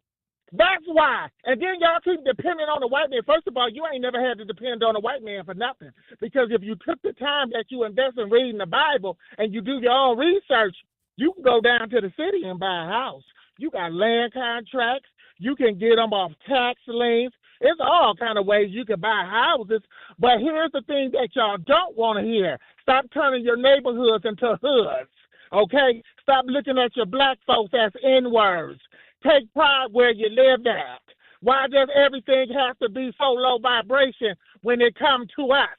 That's what we need to be telling our people, because they can buy houses all the neighborhood all day, but if you don't respect on where you lay and you don't respect in paying your rent, that white people going to get it anyway. So if we're going to sit here and talk about how black home buying is down, we need to talk about why they keep turning their neighborhood into a damn hood and why they want to throw stuff out the window. But you know how to get right when you get out there around Slobodowski. You know how to get right where there's no alleys. You don't want to throw nothing, but then when you get around here, you want to put that pamper. You want to throw that pamper out the condo that you let that man use you for a toilet, who only come back around income tax time when he know he want to get them Cartiers and that new car out of you. Al, thank you. So when y'all start, keep going. I got you. No, I'm done. Oh, man. You got it. I'll let you run with it. Run with it. I'm going to rock with you, Al. Thank you, Al. Booty hole. Yeah. Whoa. Al. Yes. Okay. Al. It's funny that you say that, because Mayor Johnson, and, shout out to the people who are who are doing the housing supply work here in Milwaukee. I'm going to shout them out real quick. And if you got anybody that's in housing right now in Milwaukee that's working on the housing supply, please shout them out. Put them in the chat. Make a call, 833-212-1017. Shout them people out, because this is a growing concern. This ain't no joke. Mayor Johnson he said this is the year 2026 is the year of housing. He introduced the Growing Milwaukee plan. It wasn't his plan. He's not saying, hey, this is my plan.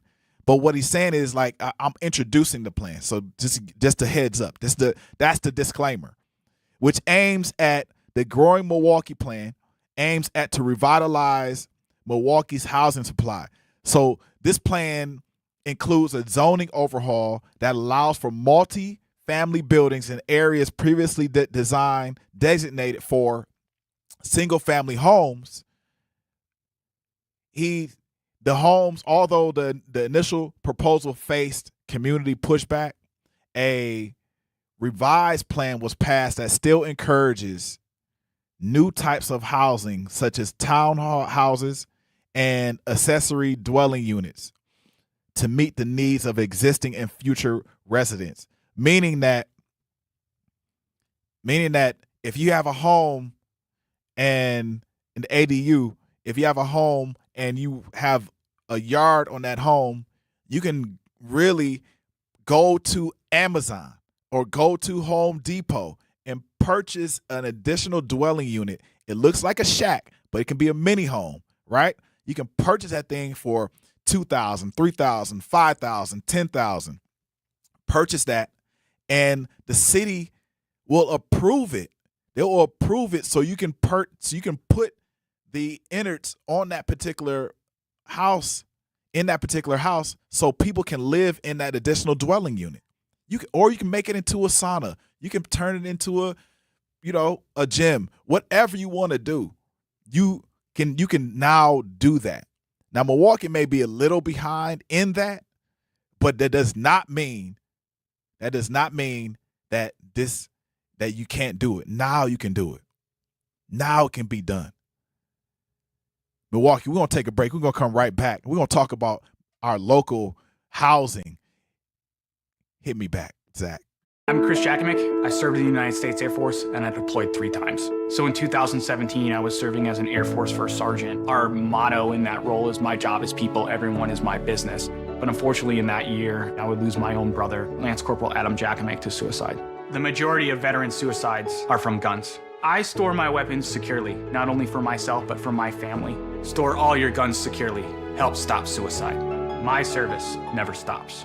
Brought to you by End Family Fire and the Ad Council. And here's Heather with the weather. Well, it's beautiful out there, sunny and 75, almost a little chilly in the shade. Now, let's get a read on the inside of your car. It is hot. You've only been parked a short time and it's already 99 degrees in there. Let's not leave children in the back seat while running errands. It only takes a few minutes for their body temperatures to rise, and that could be fatal. Cars get hot, fast, and can be deadly. Never leave a child in a car. A message from NHTSA and the Ad Council. Babes, what are you doing? What? I'm just mowing the lawn. No, it's blazing hot and dry out here. Don't you remember? Smokey Bear says. Avoid using power equipment when it's windy or dry. Where'd you learn this?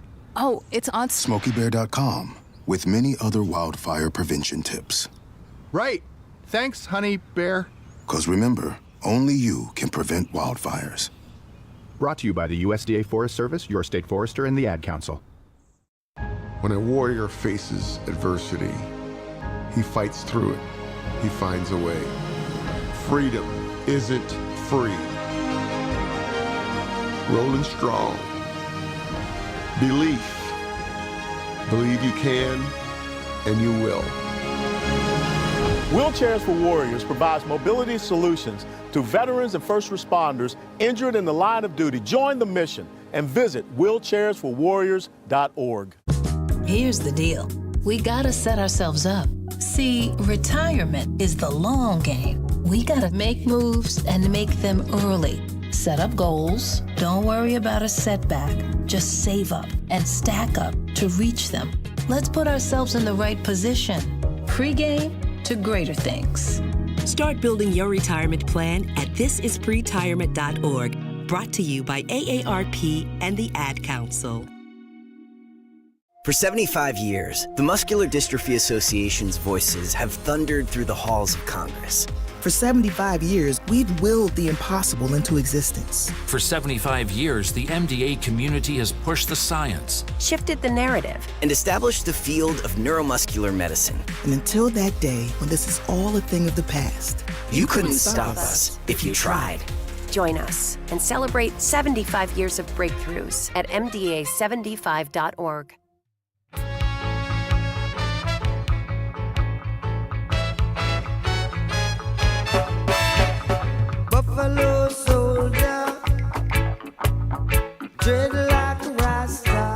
Oh, we going in today.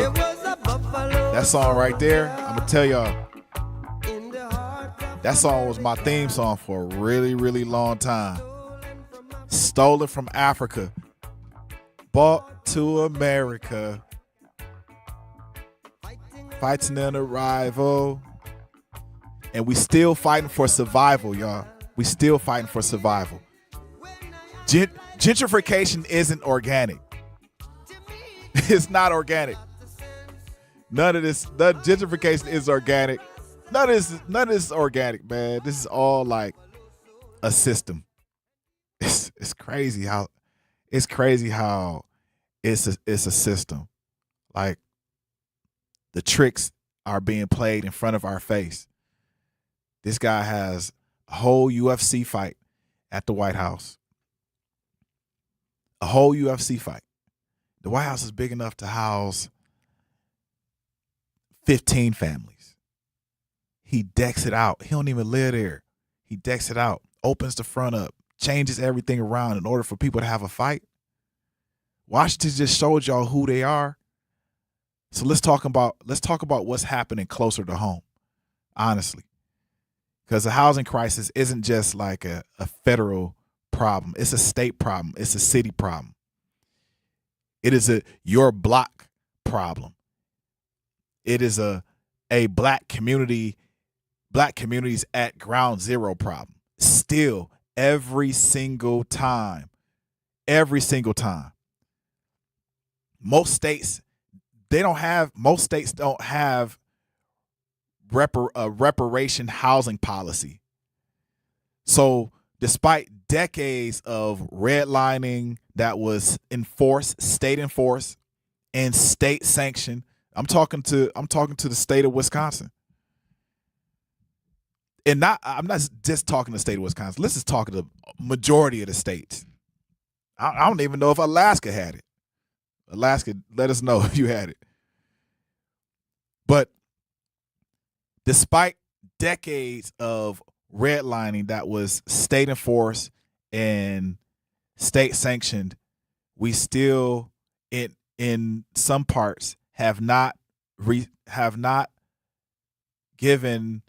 given reparations in relationship to housing policies. We haven't. So many families and so many people have been destroyed due to the fact that we have not been given benefits from being taken advantage of and held back and oppressed by redlining. The zoning laws at state level make it nearly impossible to build affordable housing in high opportunity neighborhoods. And this is an intentional design. This is all intentional. It's to keep people out. It's to keep you out. And it's still going on right now. It's still going on. Maybe not as intentional as a red line around your neighborhood, but there are some policies out here that keep black people from moving forward in housing in order for them to feel like they have some type of physical environmental real estate. I'm not even talking, not in physical in relationship to like just land, but physical in relationship to just housing. Some states are fighting institutional investor buying. Others are letting Wall Street run wild. Like, who would allow? I mean, yeah, I can see that.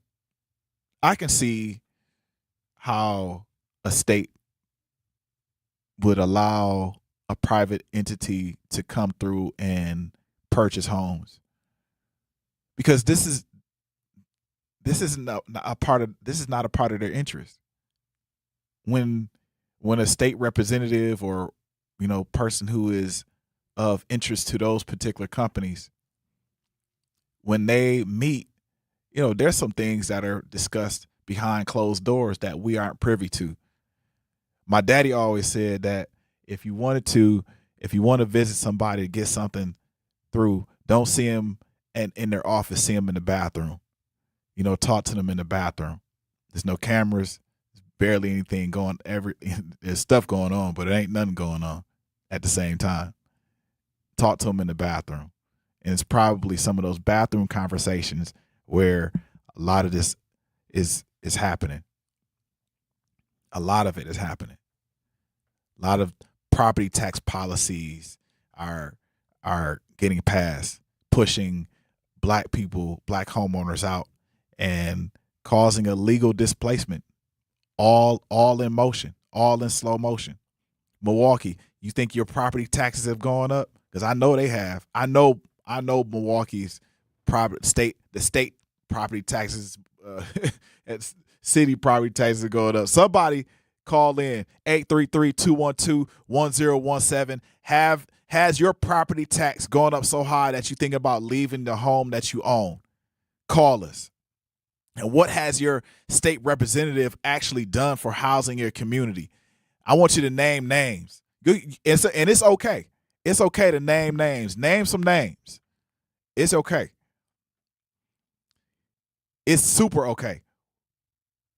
I'm glad Milwaukee is a hotbed right now for house buying. I'm super excited about that.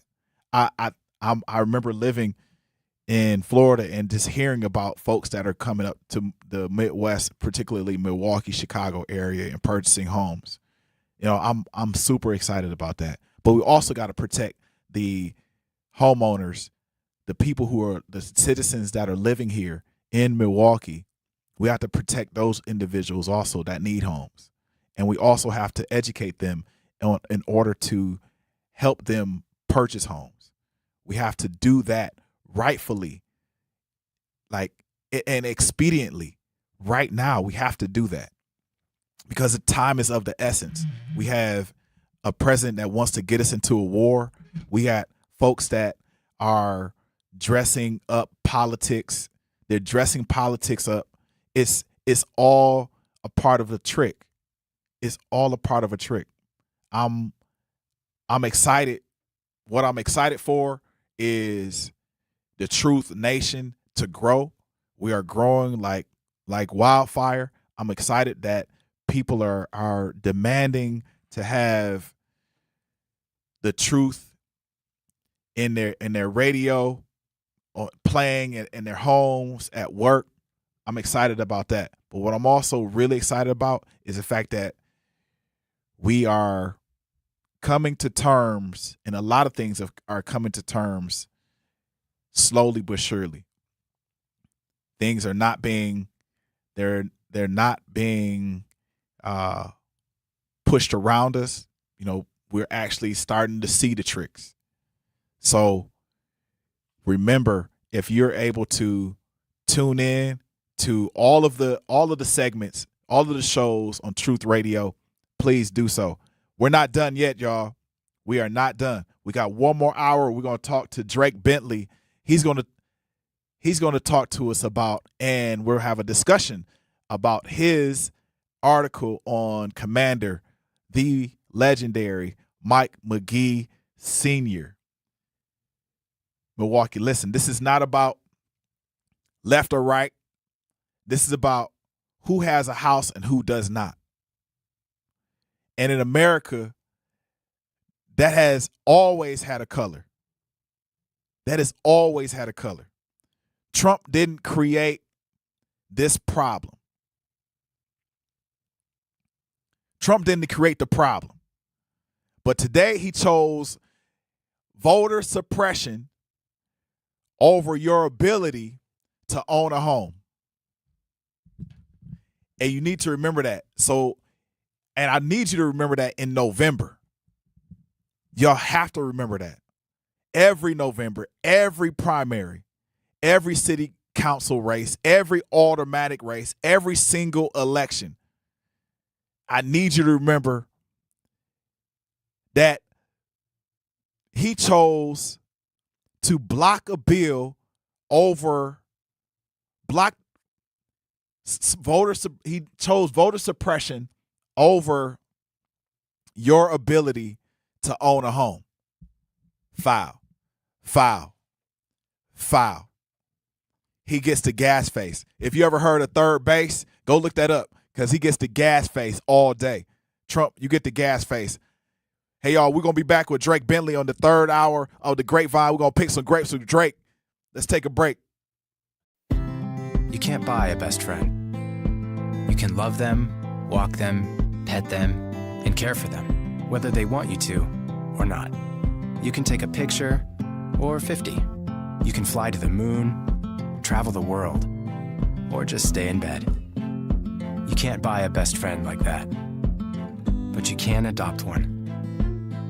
There are millions of pets waiting for a best friend just like you. Help us save them all at bestfriends.org. Talking about guns with others might not always feel comfortable, but it could save a life. Here's a way to start a conversation. Your family is going over to your neighbor's home for dinner for the first time. How would you ask if there are any unlocked guns in the home? Hey, we're so excited for tonight. Before we come over, though, may I ask if there are any unlocked guns in your home? Our guns are stored securely, locked in a safe that the kids can't access. Awesome. Learn how to have the conversation at agreetoagree.org. Brought to you by the Ad Council. Wherever there's a need in our communities, there's a United Way. Improving lives so everyone can thrive. Where more people can gain access to health care and nutritious food for their tables. Where more community members can benefit from financial education and get connected to local resources for housing support. And where children are given more chances to reach their full potential. Community is where we find our strength and where we share our hope. United is the way. Visit unitedway.org. Are people around me safe when I vape? Science does not support that belief. Exhaled vape emissions linger in the air, affecting indoor air quality and bystanders in the same space through secondhand exposure. Vaping emissions can also accumulate on clothes, hair, dust, and furniture, leading to exposure risks to bystanders of all ages. And vaping around a pregnant person can lead to serious health impacts on fetal and childhood development. Enough with the puff. Learn more at ul.org/vaping. My mom has decided to learn to paint, and she's good. My dad's now into creative cuisine, and I've already put on 6 pounds. Learning new things comes with age. My mom, she started forgetting my name and what we're talking about. Forgetting well-known things doesn't. Memory loss may be a sign of Alzheimer's disease. Early detection gives you and your loved one time to plan for the future. Learn the warning signs of Alzheimer's at 10signs.org. Brought to you by the Alzheimer's Association and the Ad Council. Don't act like that. Don't wear that. Don't think that. I've heard everything you tell yourself every time you felt different. And I want you to know that you can be vulnerable and powerful. That taking care of your mind is taking care of everyone you love and who loves you. Love your mind. Find mental health resources at loveyourmindtoday.org. Brought to you by the Huntsman Mental Health Institute and the Ad Council. You're listening to Milwaukee Black Talk on 101.7 FM. The Truth. And 1510 AM. W269DL. Milwaukee. A Milwaukee Black media company. I'm Sherwin Hughes, and I know the power of Stars and Stripes Honor Flight firsthand. As someone who's been on an honor flight, I can tell you it's a day you'll never forget. Stars and Stripes Honor Flight gives our oldest veterans who served in any location in June of 1975 or earlier a free one-day trip to Washington, D.C. for veterans. Airfare, meals, a coach bus tour, and special flight apparel are all included. It's a day of honor, gratitude, and camaraderie. Veterans who served in the Vietnam or Korean War go to flySSHF.org and ask for an application.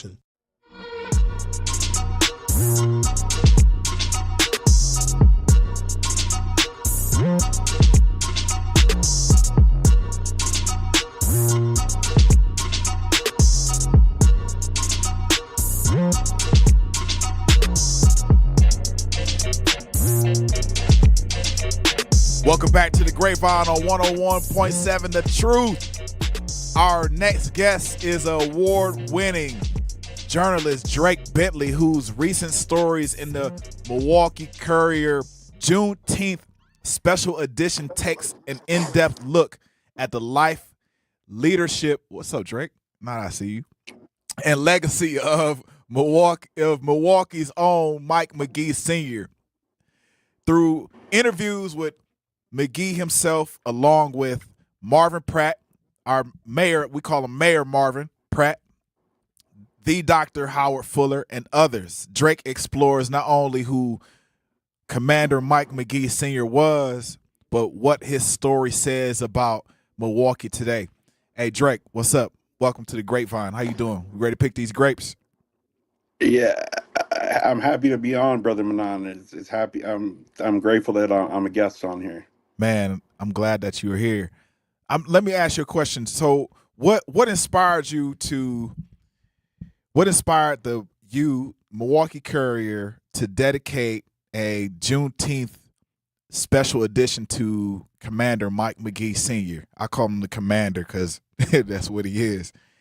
And why did you feel this was the right time to tell his story? Yeah, with Juneteenth coming up, we knew we wanted to do something special, but really we didn't know exactly what direction we would take. And after discussions with the higher ups, I guess, McGee kind of emerged. He's he's pretty well known in the Black community, but a lot of his direct impact happened a couple generations ago. So we treated it kind of as a new educational experience, knowing that we would have the paper team, the Courier's paper team, which is a group of young people, in partnership with the county. We knew they'd be passing out the edition, and so we wanted it to be kind of a learning experience. And they're really, and most of McGee's history is kind of hidden, unfortunately. Right. There's a couple reasons for that. The media. He didn't really get along with the media.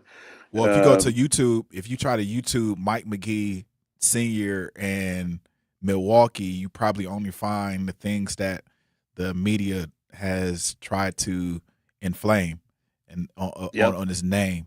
You look at how he, there's a video about him, threatening to shoot folks. I remember that. I lived through that, and I think that was a ploy. I know he's probably explained that over and over again. And then the bag over the head, and the Jerry Springer thing. A lot of that has been a part of the rounds, but it really he's done way more for Milwaukee than what we can ever imagine. Yeah. He was really, and I encourage people to just read the article, because we had a project. We did about 5 articles. There's a main article that is kind of all encompassing, kind of covers his entire life. Obviously can't cover everything, but we wanted to get into a lot of unspoken parts of his life, because a lot of people forget he's a Vietnam War vet, and he won the Bronze Star. Well, I guess you don't win it, but you earn it in military. Oh, he won that fight. Yeah. For saving a man's life that was a pretty pure racist, and literally had Nazi tattoos. And Mr. McGee saved his life and earned the Bronze Star as a result. Yeah, in the article you said he ran about 200 yards to save the guy's life, but if the guy made a sound, Mike McGee said he would drop him. Yeah, and Mike even said that he turned around, and the guy kind of yelled out for, like, help me, and Mike said his conscience just took over, and he had to do what God told him to do, and that was to save this man. So yeah, I mean, there's just so much to go into with McGee, not just as an alderman, and that's what gets a lot of the focus, because he was at the city, and that's what's going to get the attention of the wider media. But he really is more of a community activist that happened to be an alderman. Right. And talking to elders that knew him personally, it's been really insightful, and really some interesting stuff in this story. And I believe the Truth might have done it already, but I believe some excerpts from his interview are going to be played on the air. Yeah. Both with the Truth and WNOV as part of the Black Media Trust. So I know people are looking forward to hearing from him. He's 76 years old. A big part of the the reason to write the story is because he is dealing with the cancer diagnosis that has no cure. Mm-hmm. And he admits he's in his final days, is what he says. And we thought it was more important than ever to get his history, which is pure Black history, to get it down on paper and disseminate it to the public. So very happy with the outcome. I always say, from a kind of a science background, my daddy always used to say and they were friends, they were cool. My father always said there's a cure to everything. It may not be here, but it's always somewhere. So one thing that stood out in your reporting is that you didn't just revisit history because the man is still here. You connected it to the present. So in your article, Mike McGee Sr., as Milwaukee has more Black leaders than ever. So where's the change? What did you learn from that conversation, and what did you think he was challenging Milwaukee to consider?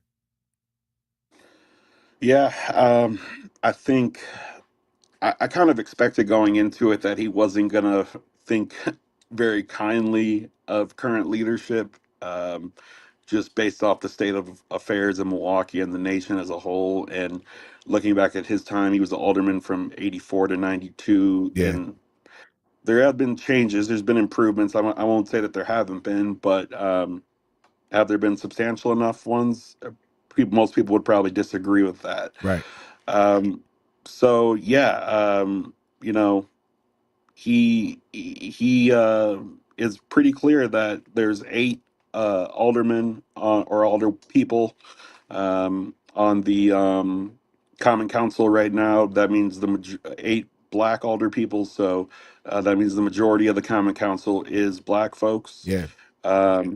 With that said, when Cavalier Johnson was elected the first Black mayor, because we all know that Marvin Pratt was the first Black mayor. Yeah, who was we already when you talk to Black people about that, you go like your grandmother.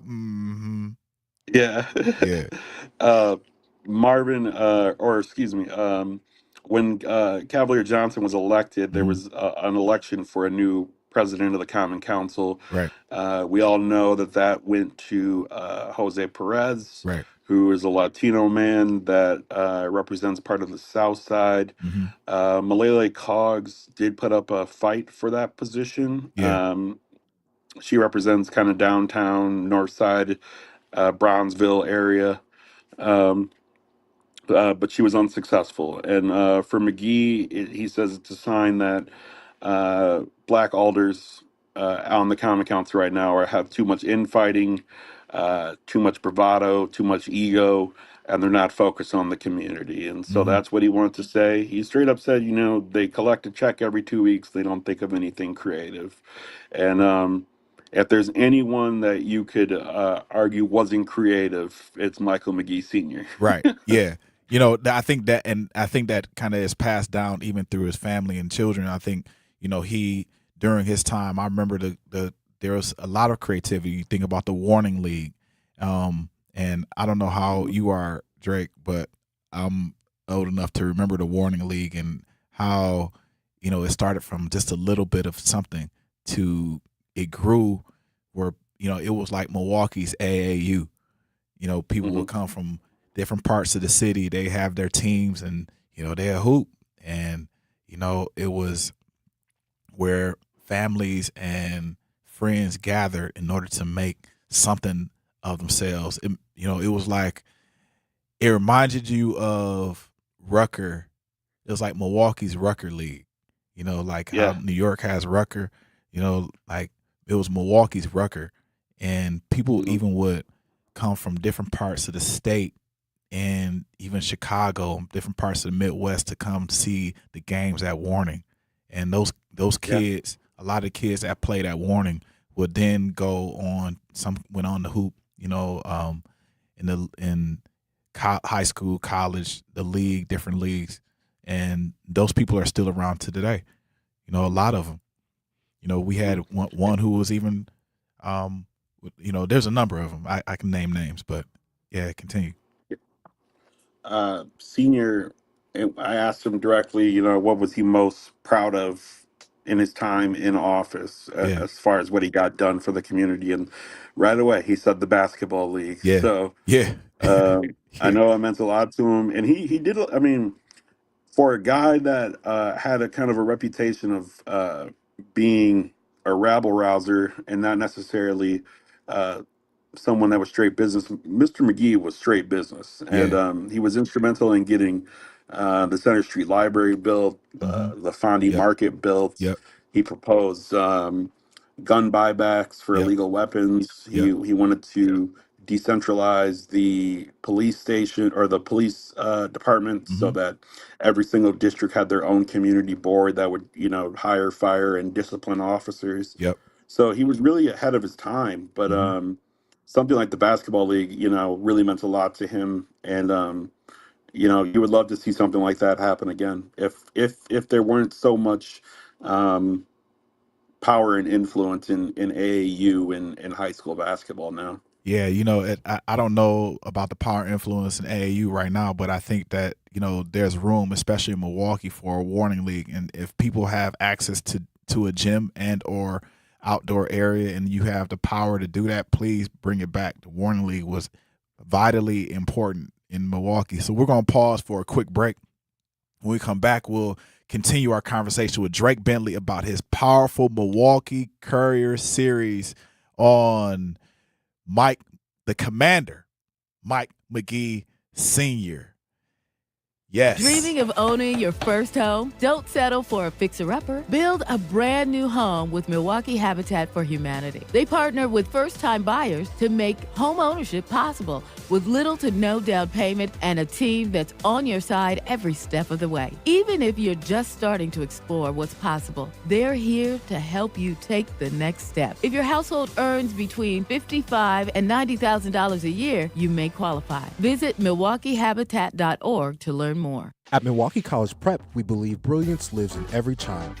Here, students are challenged, supported, and celebrated every single day. With small class sizes, dedicated teachers, and a proven track record of academic excellence, MCP is helping Milwaukee kids reach their fullest potential. Enrollment is still open for grades K-3 through 8. Spaces are limited. Apply today. Give your child a school where they'll thrive. Visit mkeprep.com or call today. Milwaukee College Prep, brilliance lives here. The possibility of lung cancer can be pretty scary, especially if you're one of approximately 8 million current or former smokers at high risk. That's why SaveByTheScan.org wants you to know that now there's a breakthrough low-dose CT scan that can detect lung cancer early, and it only takes 60 seconds. You stop smoking, now start screening. For an easy quiz to see if you're eligible, visit SaveByTheScan.org. It could save your life.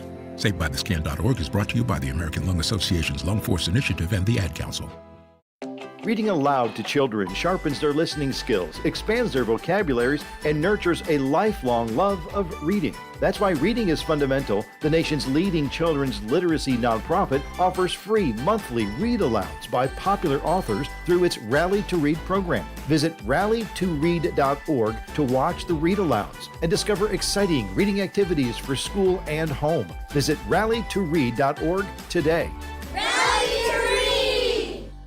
We asked parents who adopted teens to share their journey. When I met both of them, it was like my missing pieces were found. Like it was just like an instant, these are my kids. If you're considering adopting a teen, just do it. Kids need families. I don't care the age, everybody deserves a family. Learn about adopting a teen from foster care. Visit adoptuskids.org to learn more. A message brought to you by Adopt US Kids, the U.S. Department of Health and Human Services, and the Ad Council.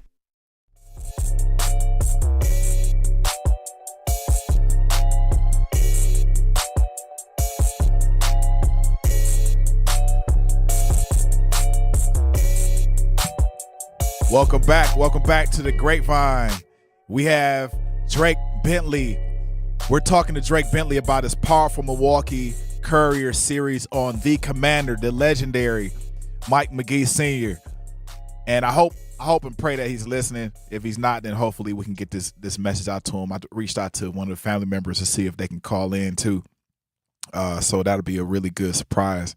For listeners who may not know who Mike McGee Sr., who was he and why was his legacy so significant to Milwaukee? So really,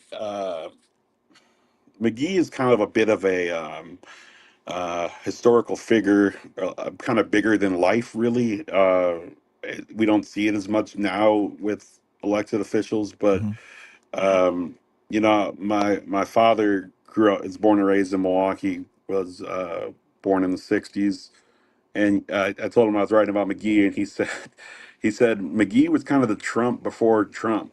And he meant that, he didn't mean that in like an insulting way. He just meant that he was kind of this um, polarizing figure that attracted attention. Right. So, he was born in the Deep South.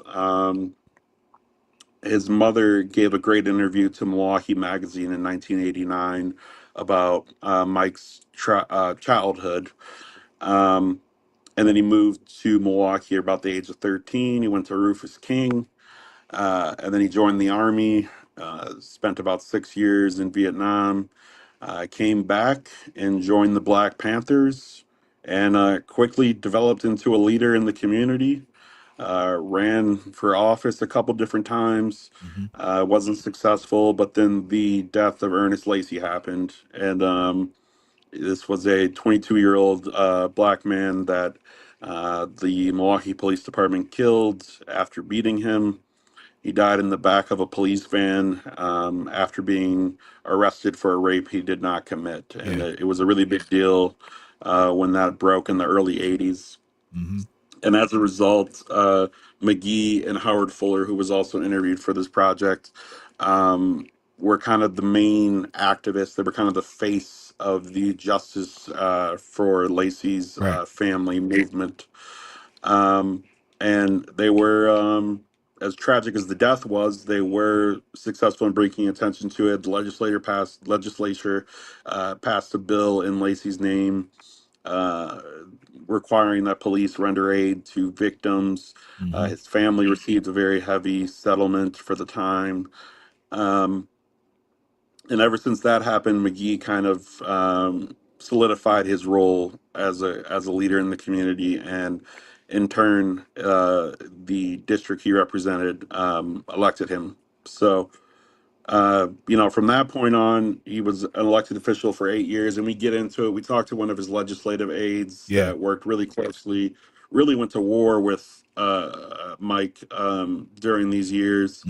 And, even became emotional talking about their time back in the day. There was a common council and a mayor that weren't very, at one point they were allies, but it spoiled quickly, and McGee was kind of ran out of the council. But after the council, he went on to work for WNOV, which is part of the same company as The Truth. And, He was started very the outspoken. Word Warriors with Teju. Yep. My uncle Teju. Oh, okay. And he had another program with Richard Carter for a short period, and that had a controversial end. And then he hosted the Word Warriors with Teju for about 15 years. He was pulled from the air for he doesn't like to bite his tongue, but he derided the mother of a conservative talk show host who recently passed, and that PO'd a lot of people. But it was kind of what you get with Mr. McGee, and so not necessarily born in Milwaukee, but been here since 13, and literally, I don't think there's anybody that has topped his notoriety, considering all the national outlets that he was on during his time. Well, I mean, once you go through bullets being flown past your head and saving somebody, man, you got to do something even more potent. So that's a lot of times that's important for a person who has lived a life that he's lived. So your reporting highlights, excuse me, Commander McGee as both a Vietnam veteran, former Black Panther, outspoken alderman. But what surprised you most as you researched his life? What was the most surprising thing? Yeah, I would say, I know you just mentioned this, but his time in the war was really a bit surprising to me. Yeah. I think I knew him as kind of this character, this Milwaukee character, but you know, it just reminds you that there really were people going to war, and sometimes it wasn't voluntary. This is when there still was a draft, and Right. there's, people, um, including our current president, that avoided the draft. Right. But McGee actually enlisted. He wasn't drafted. Right. He enlisted in the army. But I would say the most surprising thing is his regret.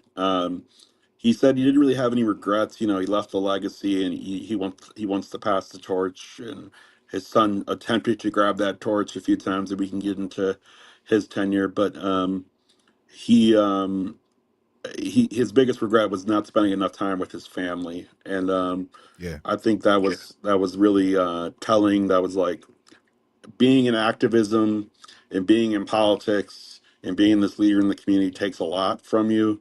It And does. and he had a lot of kids, so Yeah. that's like the one thing with him, knowing that death is at the doorstep, that he wants to spend as much time with his family as he can. Yeah. Um you also spoke to and with our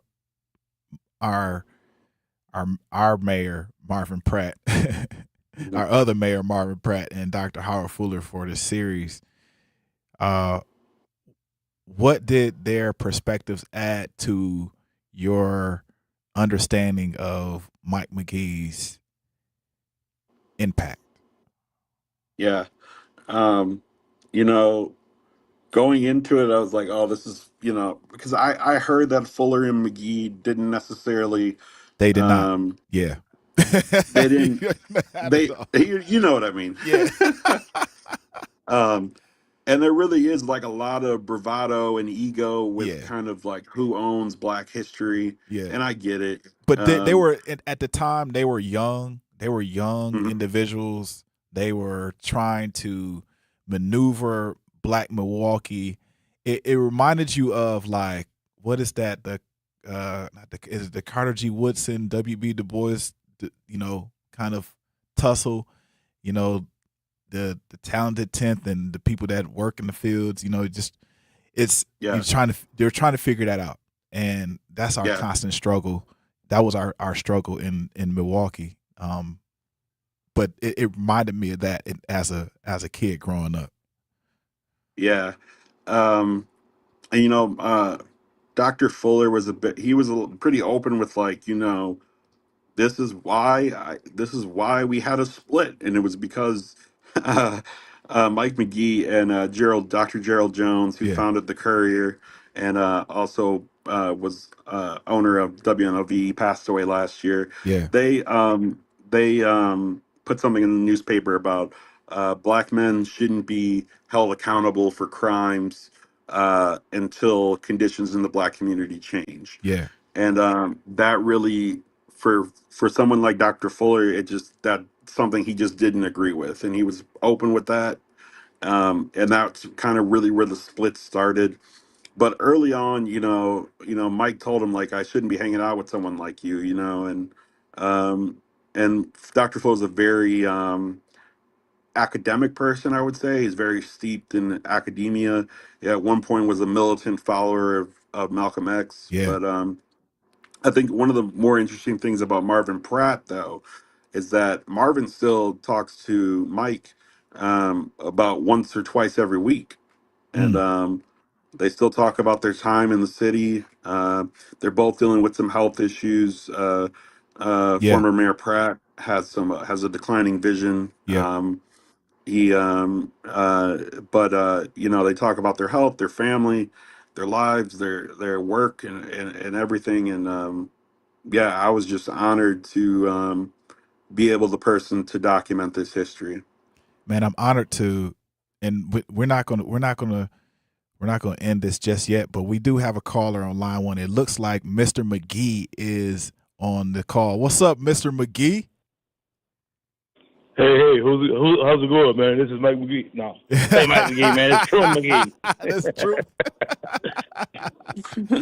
True, man. Hey, sir. You sound just like your daddy. I was like, straighten up, Manon. How you doing, man? Yeah, I'm good, man. I'm good. How you guys doing? Doing good, man. Good. We're here discussing your dad, and now that you're on the line, we got like a minute or two to discuss. What do you think your dad's impact was on the city of Milwaukee, and how important was that to you? Well, this is the gentleman. I'm just getting on, so I'm gathering this is the gentleman who wrote the story. I just want to say thank you for that piece. Drake Bentley, shining some light on my dad. Yeah, shining some light on my dad's history and my family's history as well. So I appreciate that. It's really interesting, man. I'm 41, feeling every bit of 41 today. And, like, I look back and I'm the same age as my dad when he was doing all this stuff. I'm just like, dang, Dad, he wasn't as old as I thought he was, So it's like, it's really interesting. And even at 41, he was probably, like, getting towards, like, the end of his run in the 90s, where he was really, really active on the political scene. So he was like just like you said, they were young, man, him and Dr. Howard Fuller. And just so that people know, my dad and Howard Fuller are tight today. Like, yeah, they are. But every time I see Dr. Fuller, he's asking about my dad, and I might send him pictures, because Dr. Fuller is definitely a avid customer of Funky Fresh, so I'm always sending pictures to my dad, and they are tight. But I like back then in 91, 92, 93, I was 7, 8, I was watching Power Rangers. Yeah. So I really didn't even understand the grasp of what was happening. But now, as a mature black man, I'm understanding what's happening in the city and just in the world for black people. Like, I understand why he was so mad and how he was full of rage. And some of his tactics definitely was a little extreme. I definitely didn't agree with a lot of that stuff, but I get it. I'm like, Dad wasn't crazy. He wasn't. I always say that. I talk to my dad probably twice a week, and I'm like, Dad, you wasn't crazy. He wasn't always crazy. Right. I feel like the media made him seem. So he just wanted what was best for his people, which was just equality. Yeah. He didn't want no advantage or anything. We just wanted to be on the same, level, same playing field. That's right. Man, Truman, I definitely appreciate it, man. You calling in, giving us a bit and a taste of, you even sound like your dad right now. That's crazy, man. Well, but just so people know, my dad, like I say, he's dealing with health issues, but he's good. If you want to see any videos, you can follow the Truman Show's page, and you can see some of the funny videos I made of my dad. I try to show like the other side, because everybody knows my dad is just being this Commander McGee or whatever. My dad is really funny though. He is. He's funny even when he don't try to be funny. Hey, so yeah. Truman, I remember your dad ask your dad about him coming into the dojo with the commandos. I'm not even going. Was he was he training too? They tried to train, man. You know my father, man. Oh yeah. Yeah. Try to run you out the. Yeah. Mm-hmm. Ask him about that. You can publish that on the show, on your show, the Truman Show. I really appreciate. Me and my dad got some content coming, so I think it's gonna be really funny. That'll be really dope, man. I really want to see what you guys got going on and those memories. I really look forward to that. And I just want to say, thank you for. I texted with your brother earlier today, Junior, and because I was sending your dad some physical copies, and I'm just grateful as a Milwaukee native to write this story. So I thank you and your family. Absolutely. Hey Truman, thank you, man. I really appreciate you calling in. I know you got some busy work to do, so man, we'll holler. I'm rolling spring rolls or something. Hey y'all, make sure y'all get those spring rolls. They are off the chain. Funky Fresh spring rolls. Go down to Palermo's, get you a pizza. Look up Funky Fresh on all platforms, streaming live daily. Hey. Love you, brother. All right, man. All right, peace. Hey, y'all, we're going to take another break. When we return, we'll ask Drake what he hopes readers and listeners can take away from this important series. Yes, looking to discover and support local businesses in our community, then make sure you tune in every Friday at 8 a.m. The Truth in the Morning Show. Bailey Coleman and Homer Blow for What the Business Is, powered by We Energies. Each week, you'll hear from local business owners as they share what their business is, where they're located, and one valuable lesson they've learned along the way. We Energies is proud to help power local businesses and the communities they serve. Don't miss What the Business Is every Friday at 8 a.m. only on The Truth in the Morning Show with Bailey Coleman and Homer Blow, powered by We Energies, delivering the energy that powers local business. Take me out, Zach. Not completing high school is more of a social thing than it was an academic thing. Even though all these years have passed, I still had that longing to have my diploma. At age 30, Carissa finished her high school diploma. If you're even considering getting your high school diploma, you can do it. No one gets a diploma alone. If you're thinking of finishing your high school diploma, you have help. Find free adult education classes near you at finishyourdiploma.org. That's finishyourdiploma.org. Brought to you by the Dollar General Literacy Foundation and the Ad Council. Hear that? That's the sound of your life. Perfectly imperfect. Beating in rhythm to the world you've created. But every time you drive after drinking, the music gets drowned out. Your life sounds pretty great. Don't let a buzz ruin it. Buzz driving is drunk driving. Don't drive buzzed. A message from NHTSA and the Ad Council. Doctors Without Borders is delivering life-saving medical care where it's needed most in communities around the world. From bandaging war-wounded patients in Sudan to providing clean drinking water in Haiti, we're in more than 70 countries worldwide, bringing patients from sick to recovering, from emergency to aid, from crisis to care. This life-saving care is made possible by a global movement of supporters like you. Thank you.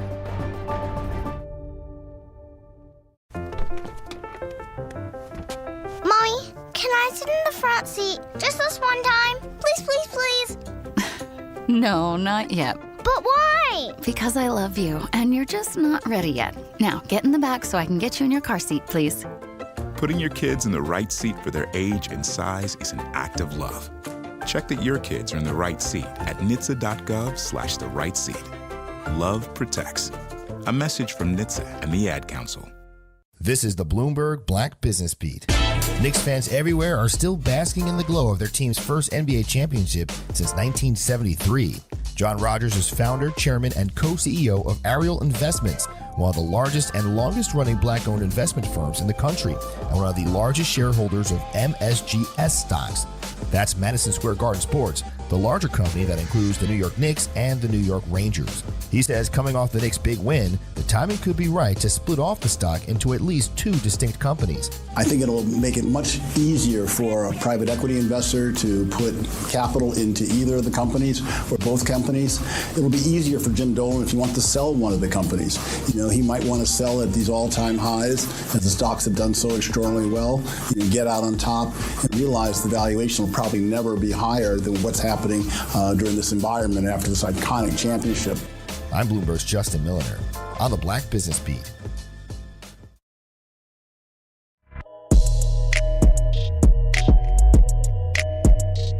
Welcome back. Welcome back.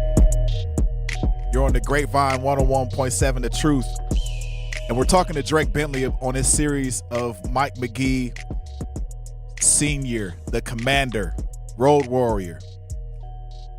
Drake, after spending so much time with Mike McGee reporting this story, what do you hope Milwaukee residents will take away from reading this series? Yeah, I think it was really important to do it on Juneteenth, a rather new federal holiday, but yeah, with a lot of long history in Milwaukee, though. Yeah. And I think that's kind of the takeaway for me is like, I've been grateful to have pretty decent positions in Milwaukee. And I know for certain that, you know, Black folks, people of African descent need to be double as good, double as proper, all that stuff to try and get ahead. And I think it's a good reminder that we are we can be eccentric, we can be creative, we can be outspoken. Does it come with a cost, unfortunately? And I think it's still the case in 2026 in a city like Milwaukee. Are things much better? Yes. But, um, you know, when you have black leadership and they don't even elect their own, it tells you that, people don't necessarily think in terms of benefiting Milwaukee's black community, which has historically been one of the poorest, one of the least educated, not in like a negative way, but I'm just relaying facts. Um, one of the most disadvantaged communities in the country. And we had someone like McGee that took it upon himself to try and bring light to that. And I think that's really the takeaway, is that who's going to be who's gonna pick up the torch. You don't necessarily have to be as eccentric. You don't necessarily have to interrupt a event with the president of the United States or Good Morning America. But Tiger and all that stuff. Yeah. Bruh.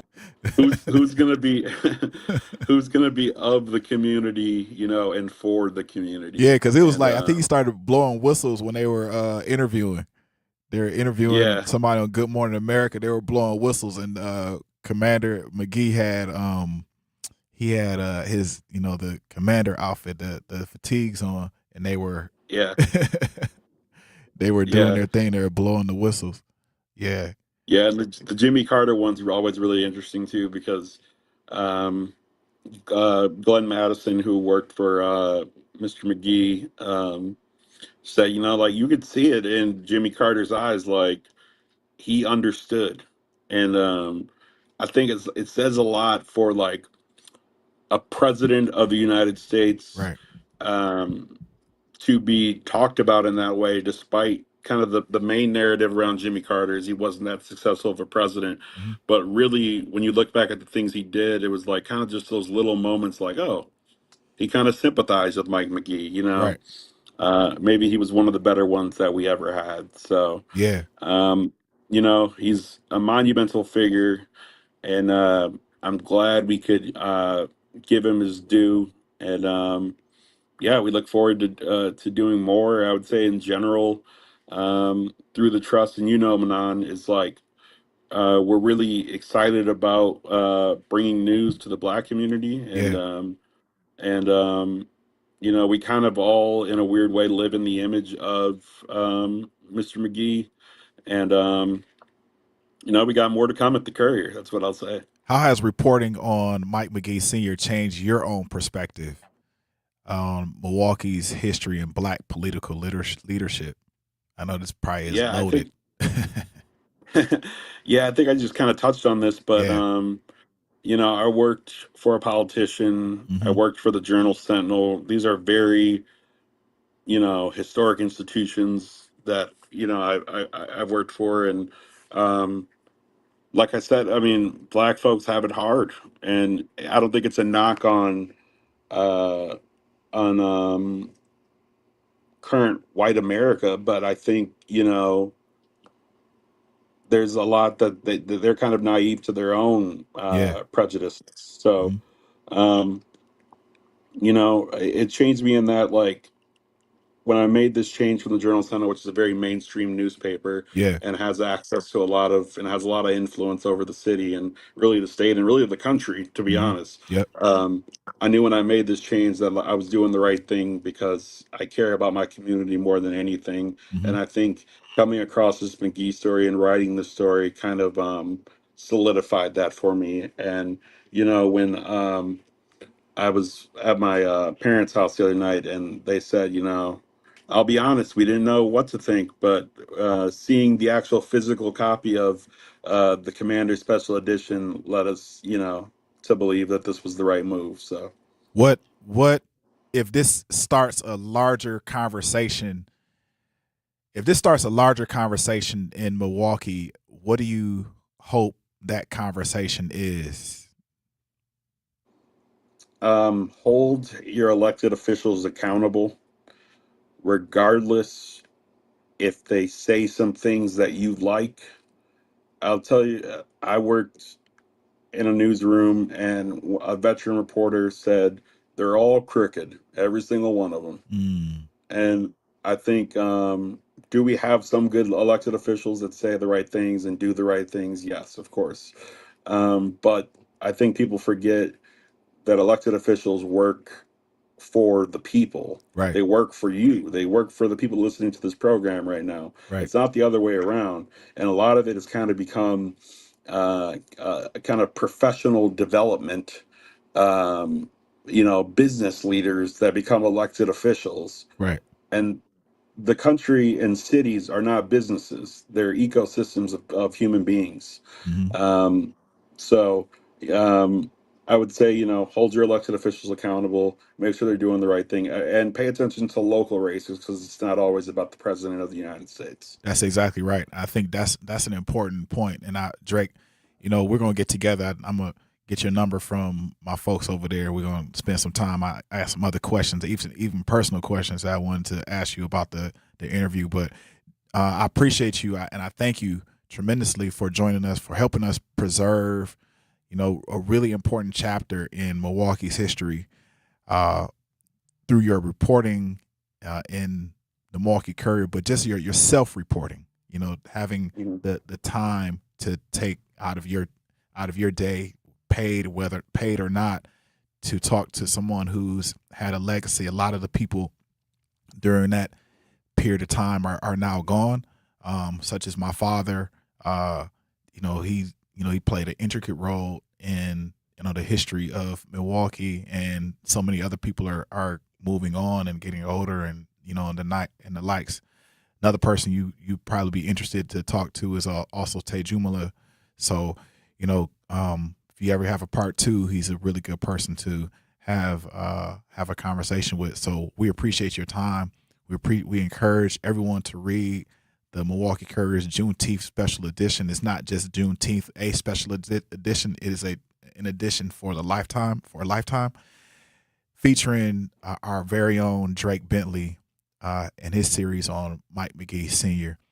So you listen to the Grapevine on 101.7 The Truth. We'll be right back after this.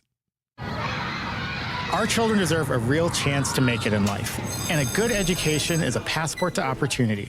At City Ford Collective, we're working to make sure there's a great Milwaukee school for every Milwaukee family, because more good options lead to better outcomes. And who doesn't want that? Together, we can give every child the foundation they need to thrive, and a stronger future for kids means a stronger future for Milwaukee. To learn more about our mission, visit us at cityfordcollective.org. That's cityfordcollective.org. The Homer Blow Foundation, Inc., nonprofit 501c3, and our presenting sponsor, Beta Philanthropies, Inc., invites you to the 32nd annual Homer Blow birthday party for the kids on Saturday, June 27th from 2 p.m. to 6 p.m. for kids ages 2 to 13 years old at the Fitzsimmons Boys and Girls Club and Metcalf School, located at 3400 West North Avenue on 34th and North. Admission is absolutely free, and after 32 years, you already know how it goes down. And this year, don't miss the kids' phone party. Shout out to our platinum sponsors, the Office of Early Childhood Initiative, Mighty Small Moments, the Brewers Community Foundation, Spectrum, and Westcare, Wisconsin. Our gold sponsors, Maleka Early Learning Center, Liquid, formerly the Oasis, Unite WI, Community Health Primary Care Services, LLC, the Greater Milwaukee Urban League, Eisenberg, Riley, and Zimmerman, and the New Pitts Mortuary. Our silver sponsors, Mr. B's Privilege Lounge and Dog City, along with Running Rebels and Griffin CDL Institute. Limited vendor spaces available. If you'd like to support or make a donation, email homerblowfoundation@gmail.com or call 414-248-4954. In the United States, a vehicle is stolen every 31 seconds, about as long as this message. Luckily, you can take a few easy steps to protect your car in the same amount of time. Remove your valuables, roll up your windows, don't leave your car running unattended, lock your doors, and take your keys or fob. If you have information about a crime, call the police. If you suspect insurance fraud, also call 800-TEL-NICB. A public service message from the National Insurance Crime Bureau. I always had to be so good, no one could ignore me. Carve my path with data and drive. But some people only see who I am on paper. The paper ceiling, the limitations from degree screens to stereotypes that are holding back over 70 million stars. Workers skilled through alternative routes, rather than a bachelor's degree. It's time for skills to speak for themselves. Find resources for breaking through barriers at tearthepaperceiling.org. Brought to you by Opportunity at Work and the Ad Council. I'm Chris Jakimick. I served in the United States Air Force and I deployed 3 times. So in 2017, I was serving as an Air Force First Sergeant. Our motto in that role is my job is people, everyone is my business. But unfortunately in that year, I would lose my own brother, Lance Corporal Adam Jakimick, to suicide. The majority of veteran suicides are from guns. I store my weapons securely, not only for myself, but for my family. Store all your guns securely. Help stop suicide. My service never stops. Brought to you by End Family Fire and the Ad Council.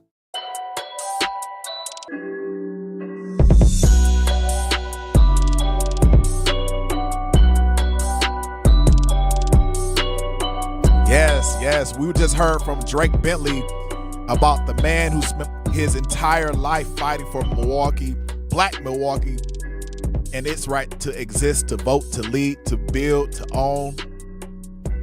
And we spent the first 2 hours of this show talking about a president who just blocked a bill that could have helped us do exactly that.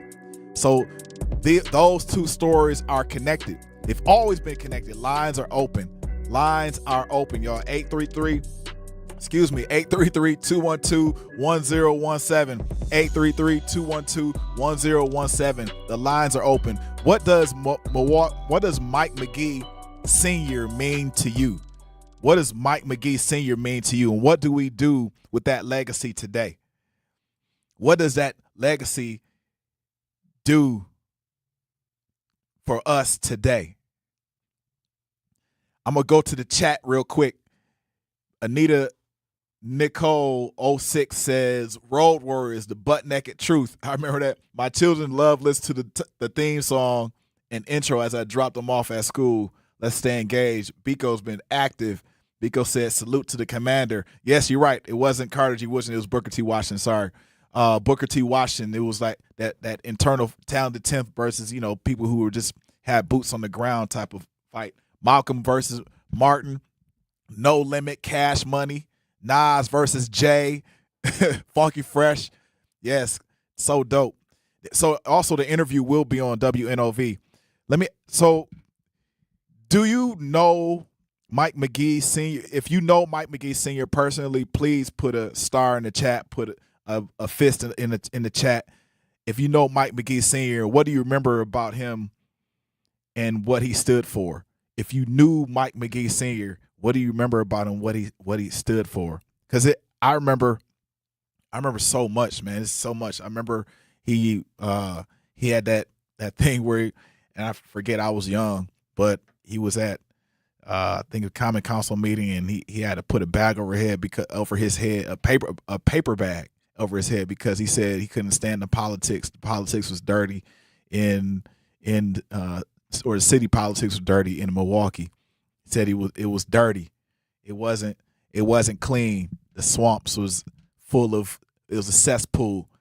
Yep. So I think what I remember most about Mike McGee Sr. is he had his own rules, and he was able to express those rules to himself, but then also to the outer line community. And he didn't care. I remember him saying that he was going to, put snipers on the off the freeway, and of course glad something didn't happen, but I remember like the relief that something didn't happen. But when you're serious about things that need to change in your city, you'll pretty much do whatever it took and whatever it takes to make sure that that thing gets done. And I'm appreciative as a I guess relatively young, older person, that I was able to witness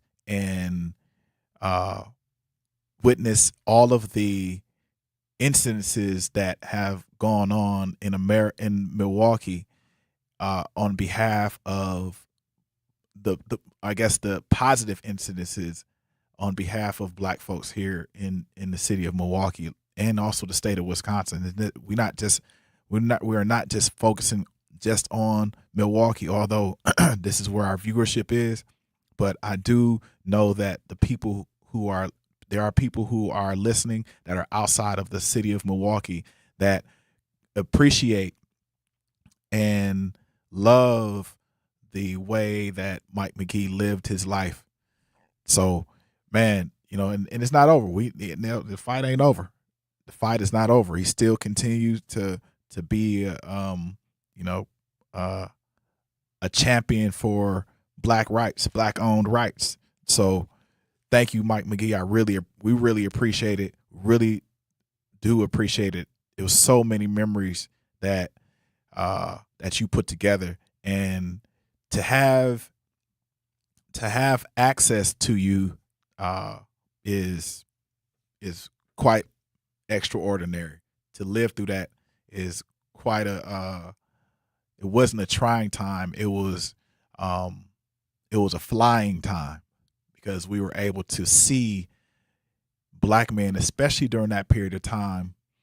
We were able to see Black men cut the chain of some level, some phase of oppression. They were able to cut that chain and really not bow down, but they also were able to buck their own system and buck the system that they did. Very, very fantastic. I'm happy and excited for Drake Bentley to have written such a dynamic and powerful article. So thank you, Drake. I really appreciate it. Make sure you stay in contact. On another note, before we get out of here, I want to tell people that David Crowley, you guys did it again. You guys did it again. If we're talking about Milwaukee County, yeah, David Crowley, you have definitely put your hand in the fresh water, man. I'm really appreciative of the things that you've been doing with our city. You announced just not too long ago, Destined for Greater is a new initiative that you guys launched, focusing on reducing gun violence in general, and also improving community safety across Milwaukee County. So the idea behind Destined for Greater is that Milwaukee's neighborhoods, and especially as young people, are capable of more than the cycles of violence, poverty, and also trauma that they've experienced. So rather than focus on policing, they're going to focus on community violence intervention, mental health and behavioral health services, housing stability, mentorship, employment pathways, youth programming, partnerships with community organizations like Fathers Making Progress. Shout out to Tehran, HIR Wellness Institute, and the Milwaukee Bucks Foundation and others. We got a caller. No? No, we don't. Okay. But ultimately, David Crowley's message was they want to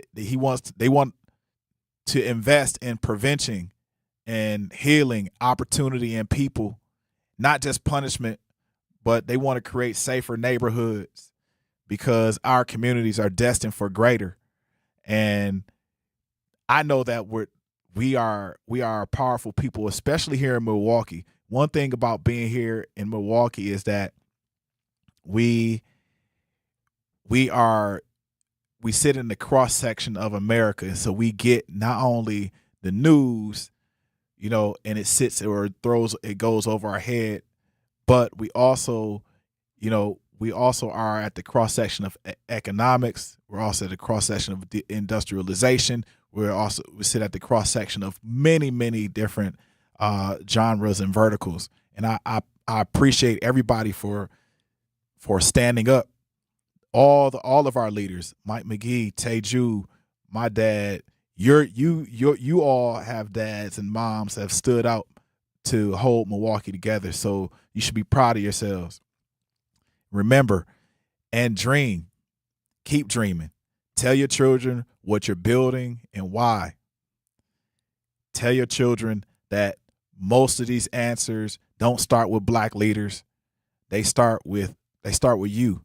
So we all have to show up in November. We got to show up in the primaries. We got to show up for city council races. Like, that's important. Mike McGee, he held people accountable. Mike McGee Sr. held people accountable. He held people accountable his whole career. He held people accountable before his career started. So I think the moment that you take care of your body and you go to fight, while you fight, go to the doctor, talk to someone when the weight gets too heavy, because you can't fight for your community from a hospital bed.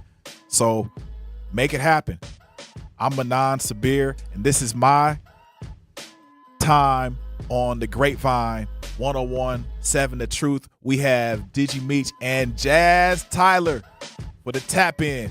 Y'all take care of yourselves, your body, your mind, and your credit score. I holla.